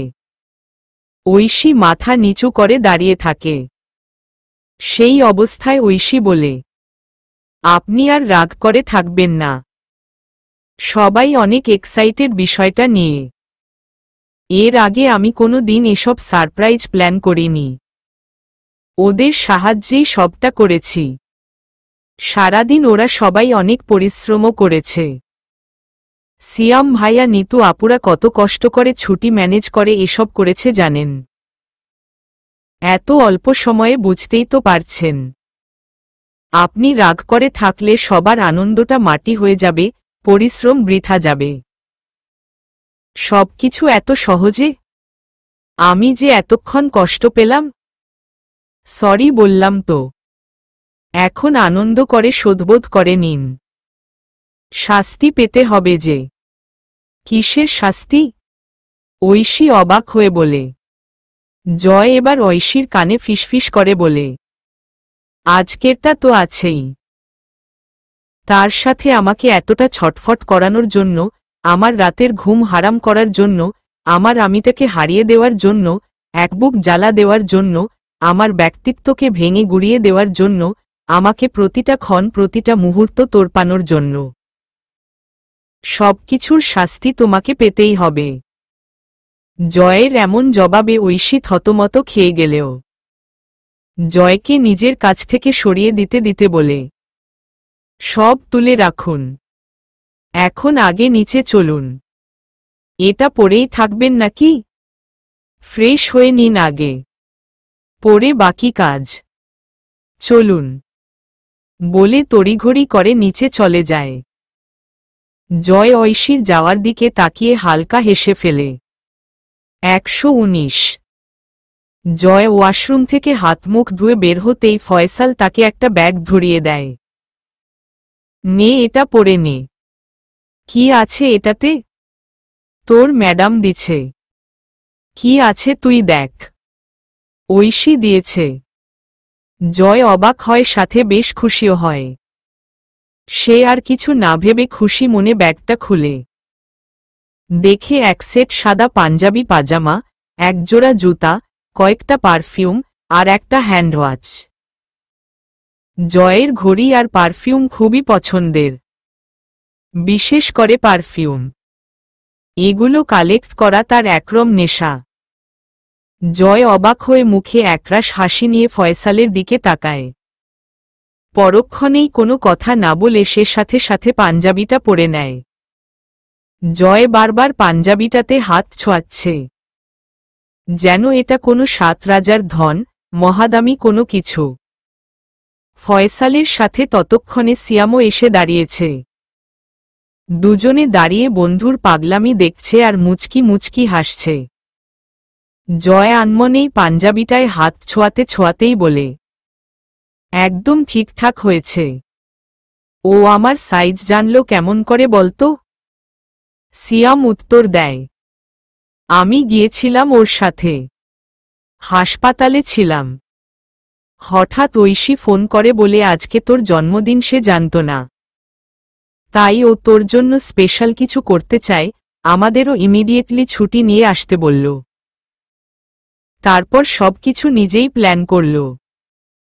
তবে ওভাবে ভয় দেখিয়ে ফোন করার ব্যাপারটা আমাদের আইডিয়া ছিল দোস্ত, ওর উপর রাগ করিস না।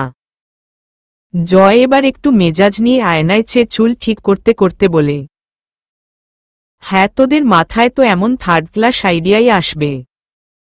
ভালো কিছু তোদের দ্বারা কখনো হয়েছে? স্টুপিড। জানিস কি অবস্থা হয়েছিল আমার? তা হবে না? তুমি তো ভাই পুরা দিওয়ানি মাস্তানি হয়ে গেছ। মশহুর তেরা ইশক কি কাহানি হো গেই। জয়ের আগে চিরুনিটা ফয়সালের দিকে ছুড়ে দেয়। এক পর্যায়ে আবার ফয়সাল বলে, তবে এর মধ্যে একটা সুখবর আছে দোস্ত। জয় পারফিউম শরীরে স্প্রে করতে করতে কি জিজ্ঞেস করে। ফয়সাল বলে, I think she is in love with you. জয়ের হাত থেমে যায়। সে আয়নার ভিতর দিয়েই ফয়সালের দিকে তাকায়। ফয়সাল আবার বলে, আই এম সিরিয়াস। দেখ ঐশীকে আমাদের এখন বেশ জানাশোনা আছে। ও এসব ফর্মালিটি, কারো মন রক্ষা, মেয়েলি কর্মকাণ্ডের সাথে একদমই যায় না। Always don't care. ভীষণ প্র্যাকটিক্যাল একজন মানুষ। আর বিয়ে, প্রেম ভালোবাসা নিয়ে সে কেমন তা তো তোর জানাই আছে। ইভেন এই বিয়েটা নিয়েও সে খুব একটা খুশি না, তোরই ভাষ্য। তো সেই মেয়ে তোর জন্য এত স্পেশাল প্ল্যান করল, এটা বেশ পজিটিভ সাইন দোস্ত। এর মানে সে তোর জন্য ভাবে, কিছু ফিল করে। এক্সাক্টলি। প্রেম না হলেও ঐশী তোকে নিয়ে ভাবতে শুরু করেছে। অন্ততপক্ষে বিয়েটা আর এই সম্পর্কটাকে মেনে নিচ্ছে। আর সবচেয়ে বড় কথা, তোকে ওর লাইফে প্রায়োরিটি দিচ্ছে। না হলে তো আর আমাদের ফোন করে এত ঝক্কি ঝামেলা করত না। It's an good thing. সবটা শুনে ও ভেবে জয়ের মুখে এক অপার্থিব হাসি ফুটে ওঠে। মনের ভিতর রীতিমতো লাড্ডু ফুটছে তার। সারাটা দিন যতটা বিষাদময় ছিল এখনকার সময়টা তারও কাছে ততটাই মধুর মনে হচ্ছে। এর মধ্যেই সৌরভ এসে তাদের ডেকে যায়। সবাই তাদের জন্য অপেক্ষা করছে। তিন বন্ধু তাদের আলাপচারিতা সেখানেই স্থগিত করে ছাদের দিকে যায়। 120। ওদিকে ঐশী নিজে রান্না করেছে, আবার কিছু খাবারও অর্ডার করে রেখেছে। অনিক সেগুলো মাত্রই নিয়ে আসলো। ঐশীর সাথে হাতে হাতে কাজ করতে করতে অনিক ঐশীর উদ্দেশ্য বলে, দোস্ত, হুমম, তুই অনেক লাকি বুঝলি।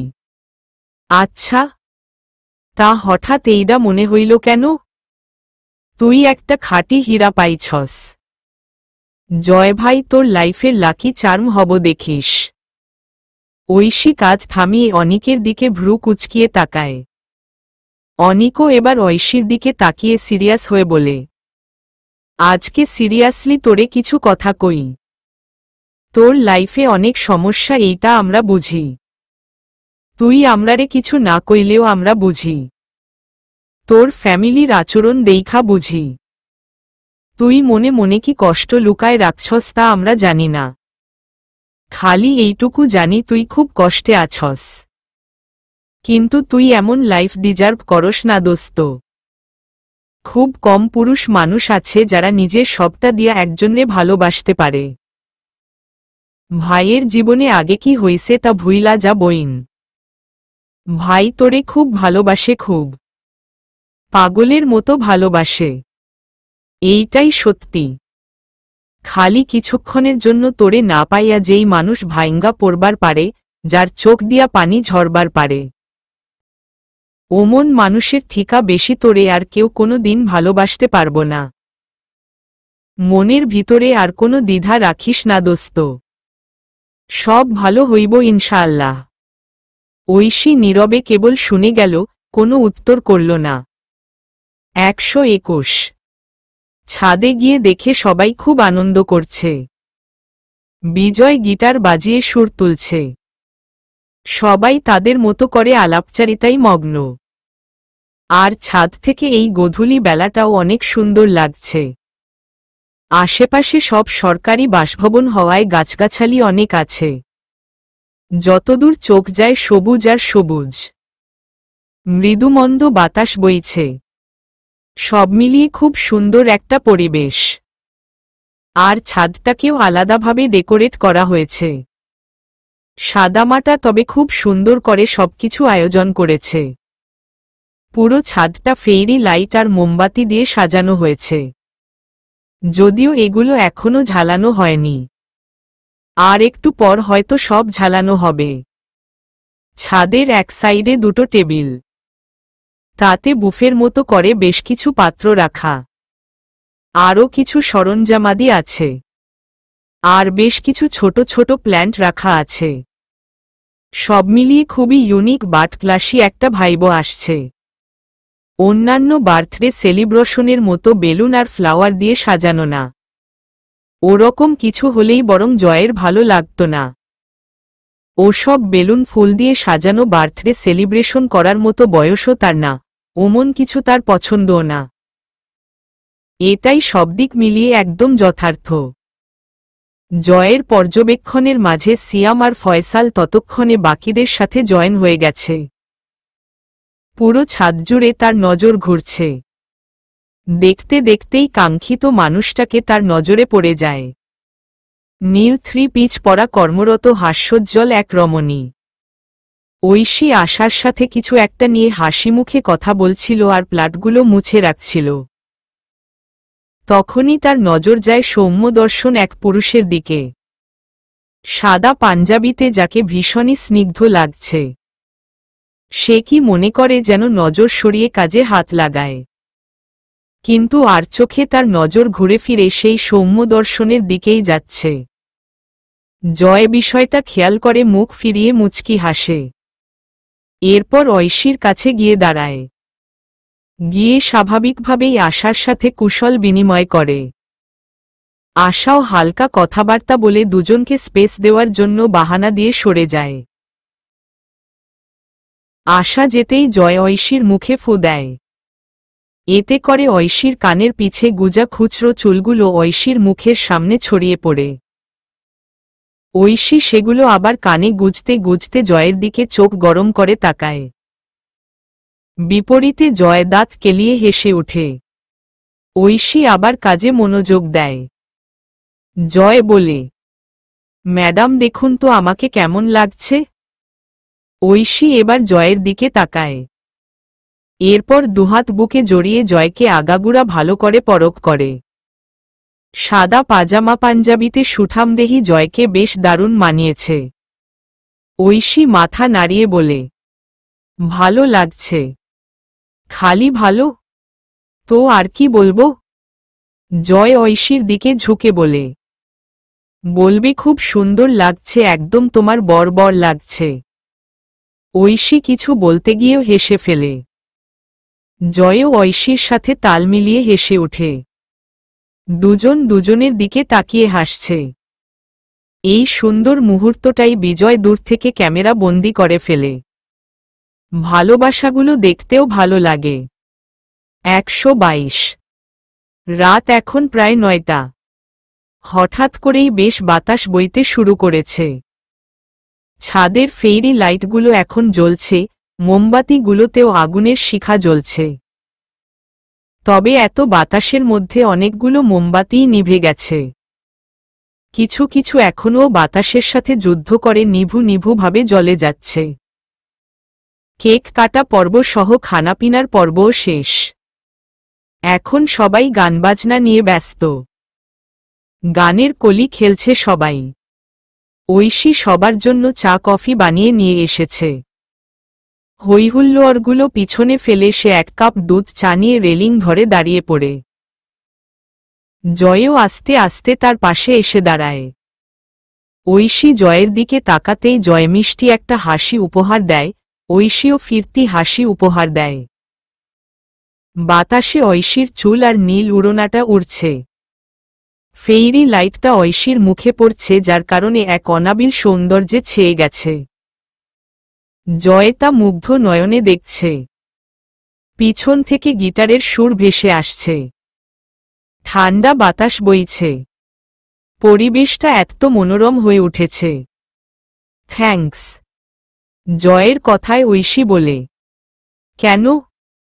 এই যে এত কিছু করলে আমার জন্য, তাই। যদিও এসব করার দরকার ছিল না। It's okay. কি আর এমন করলাম? বাই দ্য ওয়ে, আপনার পছন্দ হয়েছে এসব? খুব খুব খুব খুব। Best birthday ever. আমি কিছু কনফেস করি তোমার কাছে। আমি খুব আপসেট ছিলাম তুমি আমাকে উইশ করোনি বলে। তবে কি জানো, আমি এসব বার্থডে সেলিব্রেশন একদমই পছন্দ করি না, লজ্জা করে আমার।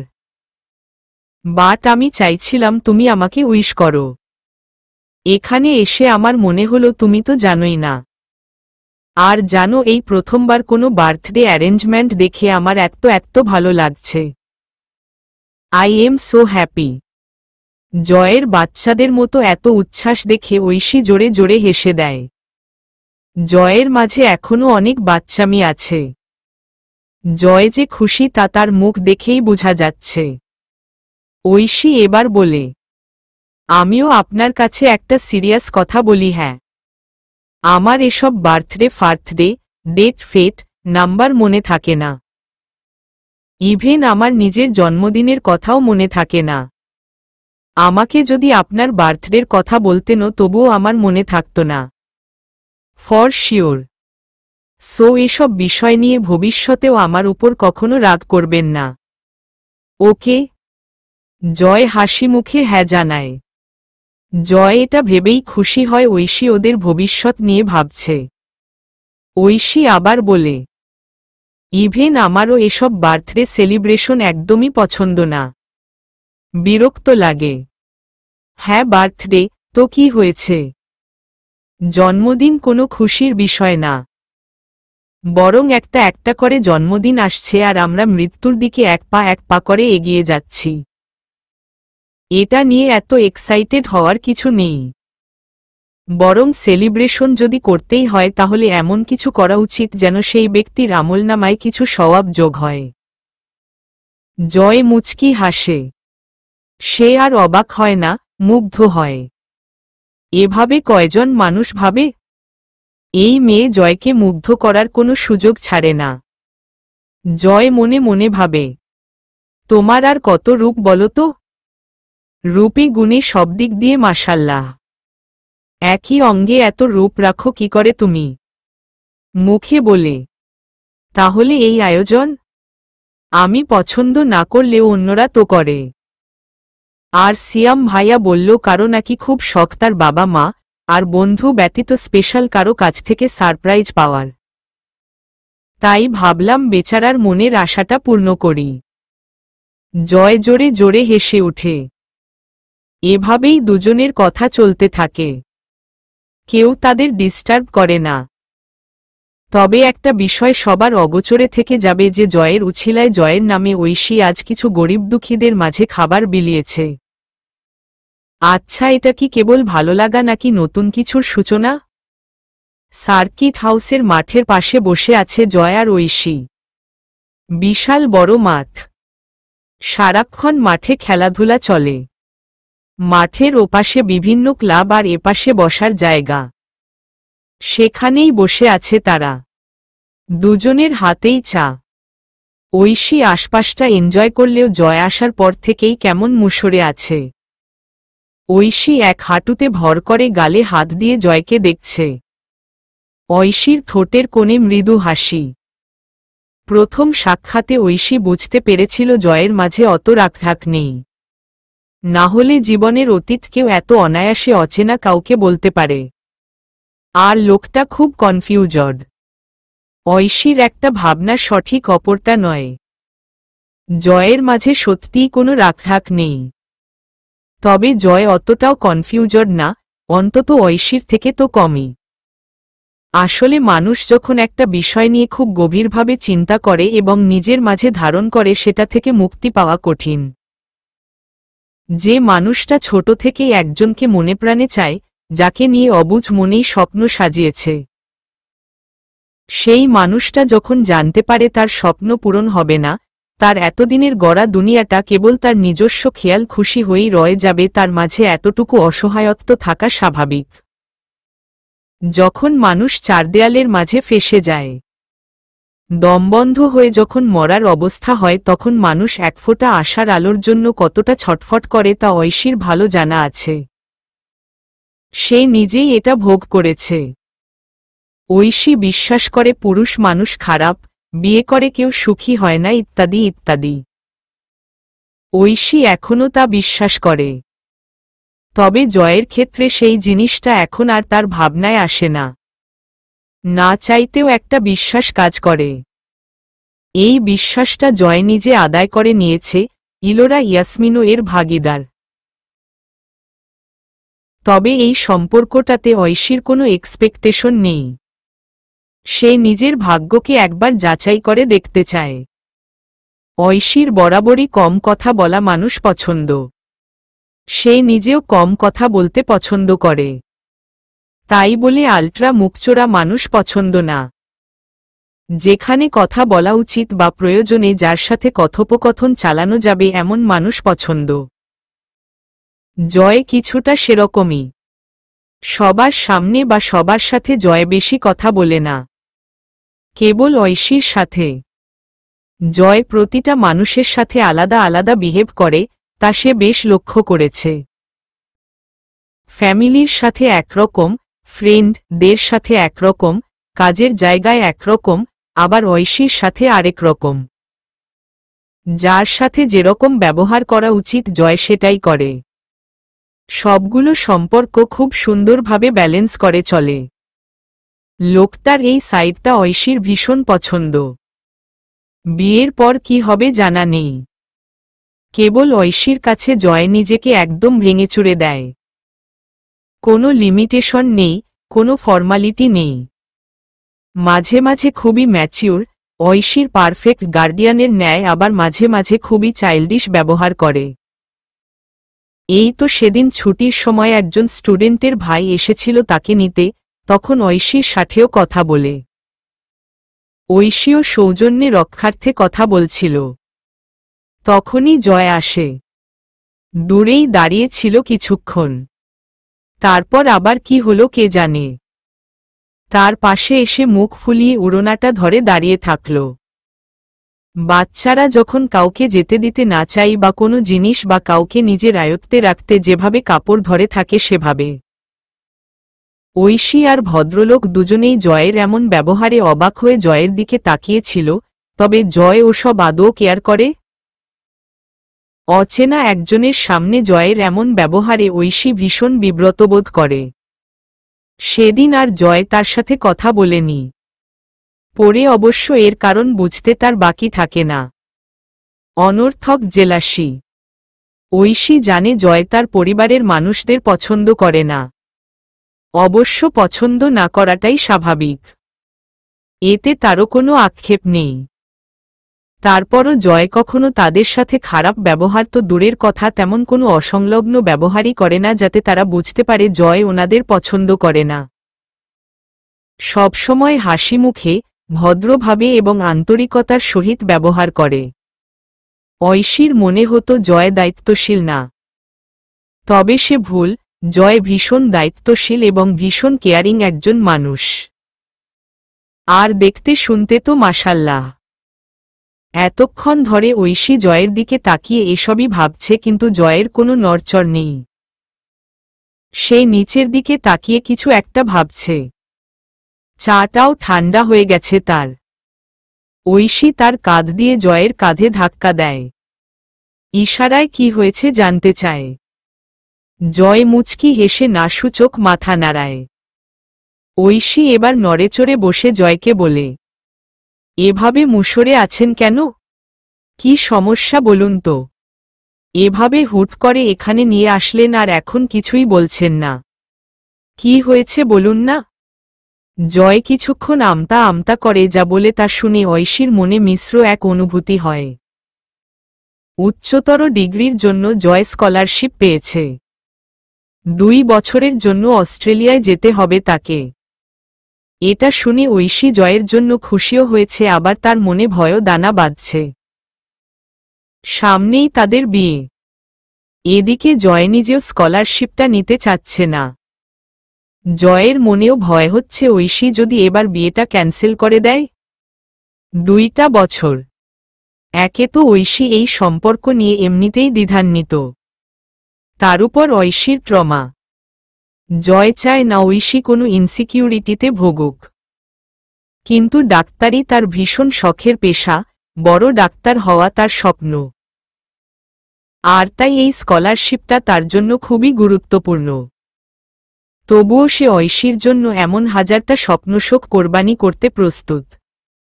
কিন্তু সে বিষয়টা ঐশীর সাথে শেয়ার না করেও পারছিল না। 124। 2 ঘন্টা ধরে দুজন মানুষ পাশাপাশি চুপচাপ বসে আছে।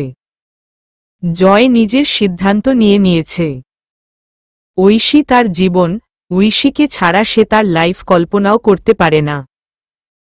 আর এটা তার স্বপ্নের একটা অংশ। ডিগ্রিটা পরেও নেওয়া যাবে। আর না করা গেলে নাই করল। যেভাবে আছে সেভাবেও খারাপ না, বেশ ভালো আছে। এজন্য প্রেয়সীকে কোনোরকম ইনসিকিউরিটিতে ফেলতে পারে না সে, যেখানে সে ঐশীর বিষয় সব জানে। জয় দুহাতে দিয়ে সারাটা মুখ ঘষে নেই।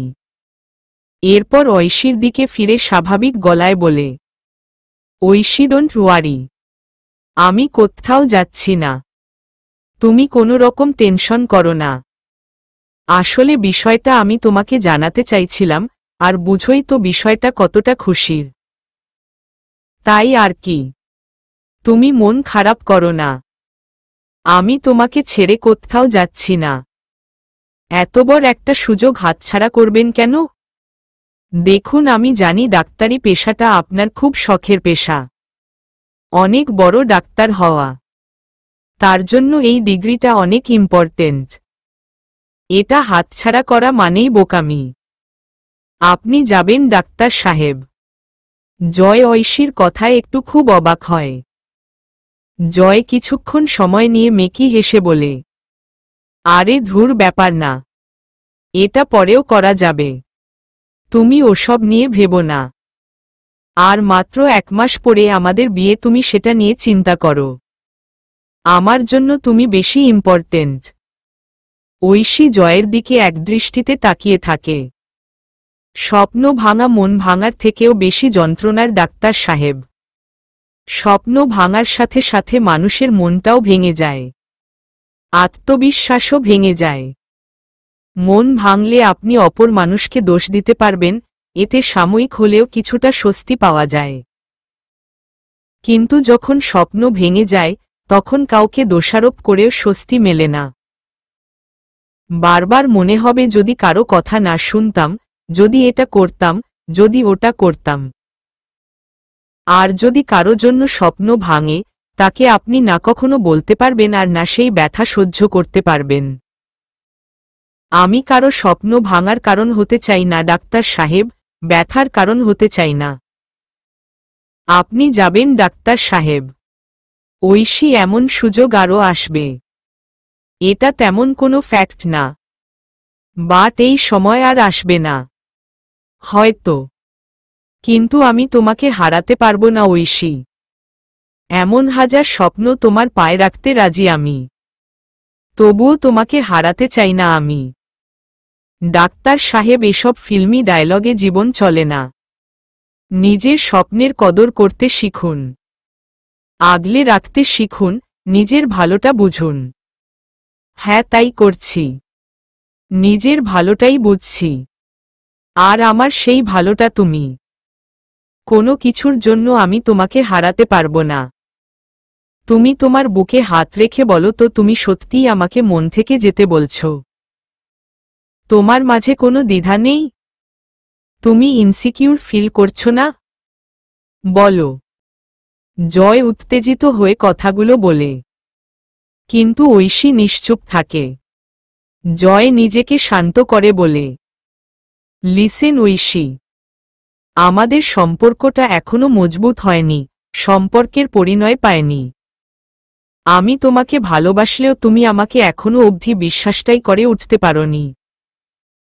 আর আমি বিদেশ চলে গেলে তোমার বিশ্বাসটাই আমার সবচেয়ে বেশি দরকার। আমি এই রিস্ক নিতে পারবো না ঐশী, কখনো না।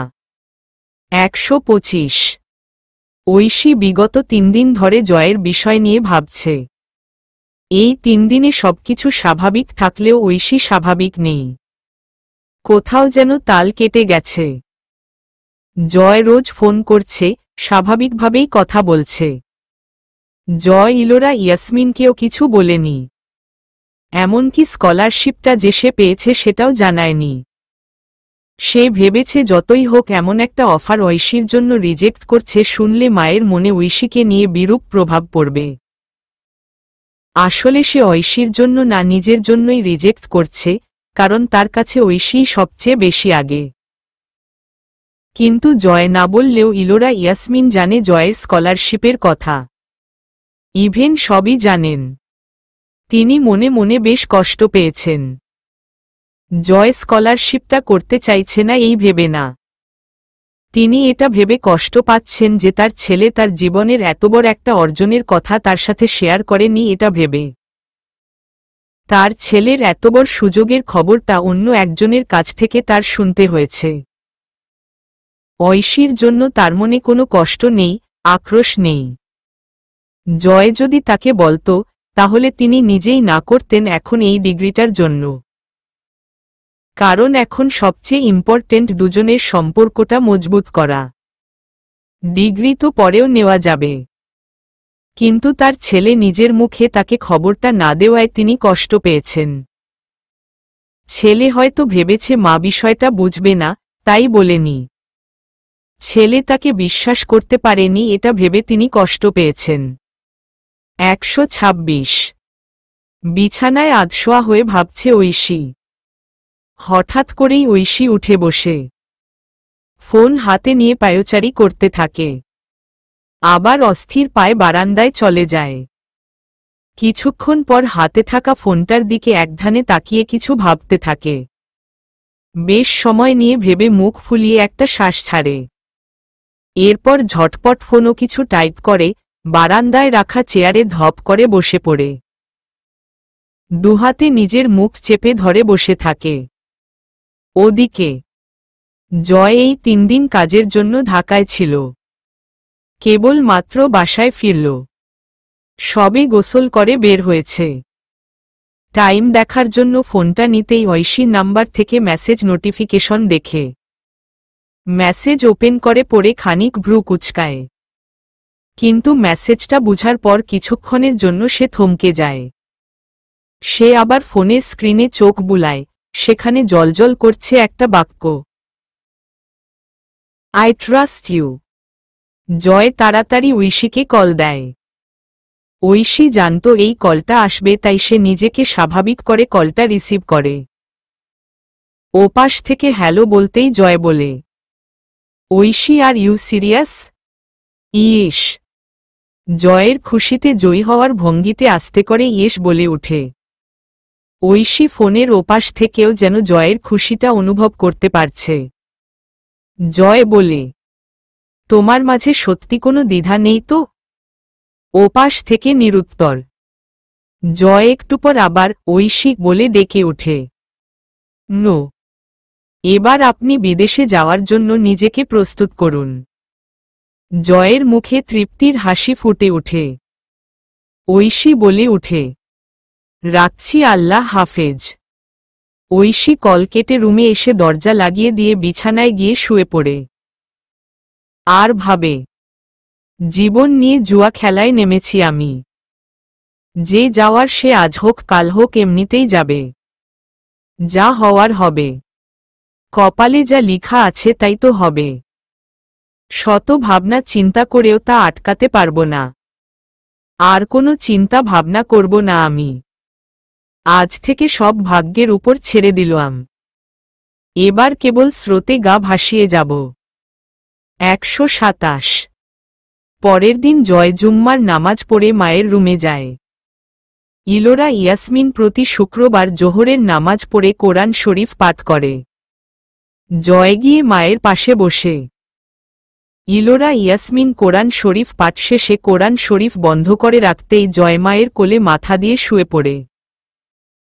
ইলোরা ইয়াসমিন ছেলের মাথায় হাত বুলিয়ে দিতে দিতে কিছু সূরা পাঠ করে ফু দেয়। আমি তোমাকে কিছু বলতে চাই মা। যদিও খবরটা পাওয়ার সাথে সাথে বলা উচিত ছিল, কিন্তু একটা কারণে তখন বলিনি। ইলোরা ইয়াসমিন বিচক্ষণ মানুষ। তিনি বুঝে গেলেন ছেলে কি বলতে চায়।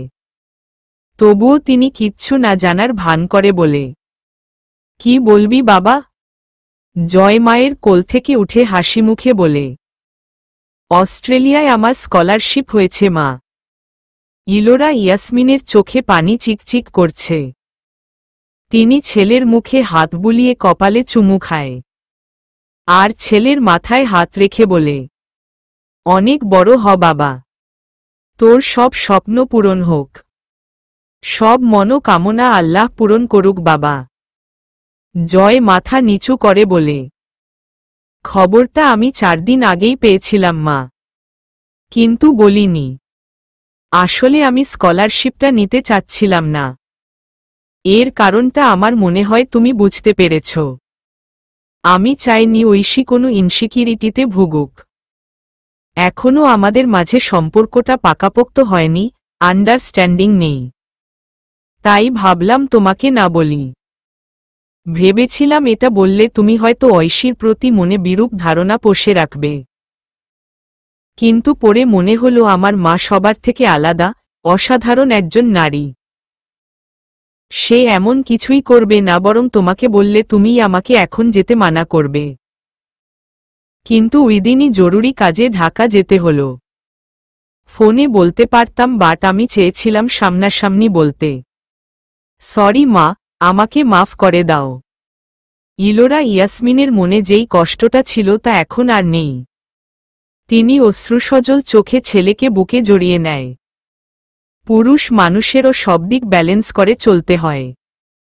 মা স্ত্রী দুজনের মাঝেই সমতা বজায় রাখা উচিত। মাবুয়ের অন্যায়কে অদেখা করলে চলে না। আবার কেবল মায়ের অন্যায় অদেখা করে বউকে সব মেনে নিতে বলাও কোনো পুরুষের কাজ না। তবে এটা জয় নিজের সরলতা থেকেই করেছে। সে সত্যি অনুতপ্ত। ইলোরা ইয়াসমিন এবার ছেলেকে আদর করতে করতে বলে, আমার সোনা ছেলে, আমার লক্ষ্মী ছেলে। জয় মায়ের ঘাড়ে মাথা রেখেই বলে, তবে জানো ঐশী আমাকে বিদেশ যেতে বলছে। তিনি জয়ের দিকে জিজ্ঞাসু দৃষ্টিতে তাকায়। জয় তখন সেদিনের সব কথা এবং রাতের মেসেজের কথা সব খুলে বলে। তবে আমি জানি ও কথাটা মন থেকে বলেনি, কেবল সব মানিয়ে নেওয়ার চেষ্টা করছে। ইলোরা ইয়াসমিন জয়কে জিজ্ঞেস করে, তোকে যেতে হবে কবে? 6 মাসের মধ্যে। 2 বছর থাকতে হবে ওখানে। ইলোরা ইয়াসমিনের বুক ধক করে ওঠে। এতগুলো বছর হয়েছে তিনি কোনো দিন জয়কে ছাড়া থাকেনি। হ্যাঁ, জয় যখন ঢাকায় পড়ত তখন আলাদা ছিল। তবে সুযোগ পেলে হয় তিনি ঢাকা চলে যেত, না হয় জয় চলে আসত। কিন্তু এটা তো ঘন্টা 2 রাস্তা না, 7 সাগর 13 নদীর পাড়ি দিয়ে যেতে হয়। ছেলেকে না দেখে কিভাবে থাকবে এই 2টা বছর? ভিডিও কলে দেখে কি আর মন ভরবে? তিনি মাতৃমনের হাহাকার নিজের মাঝেই দাবিয়ে নিলেন। কিছুক্ষণ সময় নিয়ে জয়কে বলে, মানিয়ে নিতে চাইছে এটাই বা কম কি বল? একদিন ঠিক মেনে নিবে। আর ঐশী যথেষ্ট বোঝদার, সে সব সামলে নিবে। তুই চিন্তা করিস না, তোর কাছে এখনো তো সময় আছে। একটু সবর কর আর ওকেও সময় দে। তুই ওর আছিস, ওরই থাকবি এই ভরসাটুকু দে। দেখবি সব ঠিক হয়ে যাবে। জয় হেসে মাকে জড়িয়ে ধরে। 128। মানুষের জীবনে কখন কি হয়ে যায় তা কে বলতে পারে? যেখানে নিঃশ্বাসেরই কোনো ঠিক ঠিকানা নেই, সেখানে মানুষের সিদ্ধান্ত আর তেমন কি? যেই বিয়ে আরও 1 মাস পরে হওয়ার কথা ছিল তা এখন 15 দিন পরে ঠিক করা হয়েছে। গত পরশুদিন জয়ের পরিবার এসে সব ঠিক করে গেছে। জয়ের বিদেশ যাওয়াকে কেন্দ্র করে এই আয়োজন। আসলে বর মহাশয় আর সময় নষ্ট করতে চায় না। যতদিন দেশে আছে সে তার সুহাসিনীর সাথে সময় কাটাতে চায়, এতে অবশ্য কেউ আপত্তি করেনি। এমনকি আশ্চর্যের বিষয় হল ঐশী নিজেও কোনো কারণে অমত করেনি। কেউ অমত না করলেও সবার মাঝে কেমন একটা হায় হায় ভাব দেখা যাচ্ছে। এত অল্প সময়ে এত কিছু ম্যানেজ করা মুখের কথা না। 129। ঐশী কাপড় আয়রন করছে। আজকে জয়েদের বাসায় যাবে, কারণ আজকে ওদের বাসায় একটা ফ্যামিলি গেট টুগেদার রাখা হয়েছে। যেহেতু জয়ের হবু বউকে কেউ দেখেনি, সবাই দেখতেও চাইছে, তাই ইলোরা ইয়াসমিন ঐশীকে ডেকেছেন। একসাথে 2 কাজ হয়ে যাবে ভেবে। বাসাটায় বেশ কিছু পরিবর্তন করা দরকার, রিডেকোর করানো হবে। ঐশী এসে ওদের রুমটা ওদের মতো করে কি কি যোগ করতে হবে বাদ দিতে হবে সেটাও দেখিয়ে দিল, আর বাকিদের সাথেও চেনা পরিচিত হয়ে নিল। ঐশীর পরিবারের সবাইকে ইনভাইট করা হয়েছিল, কিন্তু বিয়ের আগে ওদের ফ্যামিলি গেট টুগেদারে সবাই মিলে যাওয়াটা ভালো দেখাবে না। এটা অবশ্য ঐশীই তার ছোট খালার মাধ্যমে বলিয়েছে। ওর মা তো ওনার বোন ভাই, ভাতিজা ভাতিজি, ভাগ্নে ভাগ্নি সবাইকে নিয়ে যাওয়ার প্ল্যান করেছিলেন। মারুফের পরিবারের মতো। ওদেরটা অভদ্রতা এটা তার বাবা মা স্বীকার করে, অথচ সেম কাজটা তারা আরেকজনের সাথে করতে যাচ্ছে, সেটা নাকি আন্তরিকতা। হা, ইলোরা ইয়াসমিন ভদ্রতাসূচক সবাইকে ইনভাইট করেছে, অথচ তার মা তার পুরো খানদান নিয়ে যাওয়া শুরু করেছে। তাই ঐশী তার ছোট খালাকে বলে যেন সে তার মাকে বোঝায়। প্রথমত বিয়ে না হতেই এতগুলা মানুষ নিয়ে যাওয়াটা ছোটলোকি পর্যায়ে পড়ে। তাও যদি কেবল ওরা 4 জন যেত তাহলে সেটা শোভনীয় ছিল। দ্বিতীয়ত ওখানে যারা উপস্থিত থাকবে তাদের মন মানসিকতা সম্পর্কে ঐশী জানে না। এক একজনে এক এক কথা বলতে পারে, আর ওদের ফ্যামিলির মানুষের মেন্টালিটির সাথে তাদের মেন্টালিটির মাঝে বিস্তর ফারাক। কাপড় আয়রন করতে করতে আরেকটা জিনিস ভাবছিল ঐশী, জয়ের সাথে তার একটা বিষয় নিয়ে কথা বলতে হবে। সে ফোনেই বলতে পারত, তবে সামনাসামনি বলাটাই বেটার মনে করেছে সে। আরও আগেই বলা উচিত ছিল, তবে বলা হয়ে ওঠেনি। এর মধ্যেই মায়ের রুম থেকে চিল্লাচিল্লির আওয়াজ শুনতে পায় ঐশী। দৌড়ে সে তার মায়ের রুমের দরজায় গিয়ে দাঁড়ায় কি হয়েছে জানতে। গিয়ে দেখে তার জন্মদাত্রী মা আর তাদের আদর্শ সন্তান বংশের একমাত্র প্রদীপ ধস্তাধস্তি করছে। তার ভাই তার মায়ের এক হাত মুচড়ে ধরেছে, আরেক হাত দিয়ে হয়তো তার মা আবার ছেলেকে আঘাত করতে নিয়েছিল, তাই সেটাও তার ছেলে ধরে রেখেছে। আর মুখ দিয়ে অনর্গল বিশ্রী থেকেও বিশ্রী গালাগালি করছে। তার মা ব্যথায় আস্তে আস্তে কাতরাচ্ছে, পাছে আবার বাইরের মানুষ শুনে না ফেলে। ঐশী কিছুই করল না। সে চুপচাপ অপেক্ষা করে জানার চেষ্টা করল কিসের জন্য এই মারামারি। আর ঘটনা হল, ঐশীর বাবা মায়ের বংশের প্রদীপ জানে তার বাবার হাতে এখন বেশ কিছু টাকা আছে, যা তারা মেয়ের বিয়ের জন্য কাল ব্যাংক থেকে তুলে এনেছে। আর সেটা দেখেই তাদের ছেলে বেশ বড় অঙ্কের টাকা চাইছে। তবে তারা এখন এইটুকু ছেলের হাতে এতগুলো টাকা দিবে না, আর ছেলে মানবে না। তাই এই অবস্থা। ঐশী সেখানে যেমন চুপচাপ গিয়েছিল সেভাবেই চুপচাপ আবার রুমে ফেরত আসে। দরজা লাগিয়ে সে কাপড় নিয়ে গোসল করতে চলে যায়। শাওয়ার ছেড়ে শাওয়ারের নিচে দাঁড়িয়ে ভাবতে থাকে।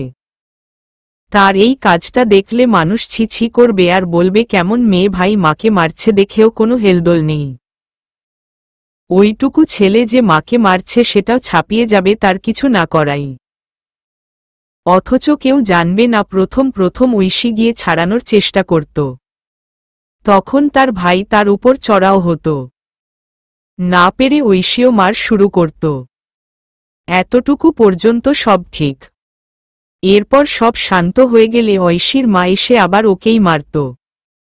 সে তার ছেলেকে মেরেছে কোনো সাহসে, এটাই তার দোষ। কখনো কখনো আবার ছেলের সামনেই মারত। একদিন বলে, ওই মা তুই আমার পোলারে মারস কোনো সাহসে? এই পোনাই ছেলে, কি তুই পয়দা করছিলি?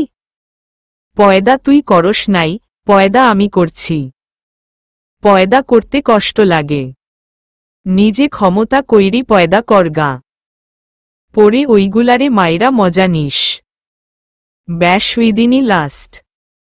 সব সম্মান শ্রদ্ধা সেদিন থেকে এক্কেবারেই শেষ। এরপর থেকে ঐশী আর কোনো দিন ওদের মাঝে যায়নি। যেদিন শওকত মেরে হাত ওর মায়ের ভেঙে দিয়েছিল সেদিনও যায়নি। মেরে যখন শওকত বাসা থেকে বেরিয়ে যায়, পরে তার মা তার কাছে এসে কাতরাচ্ছিল। মানবতা থেকে তাকে ডাক্তারের কাছে নিয়ে যায়। চলবে।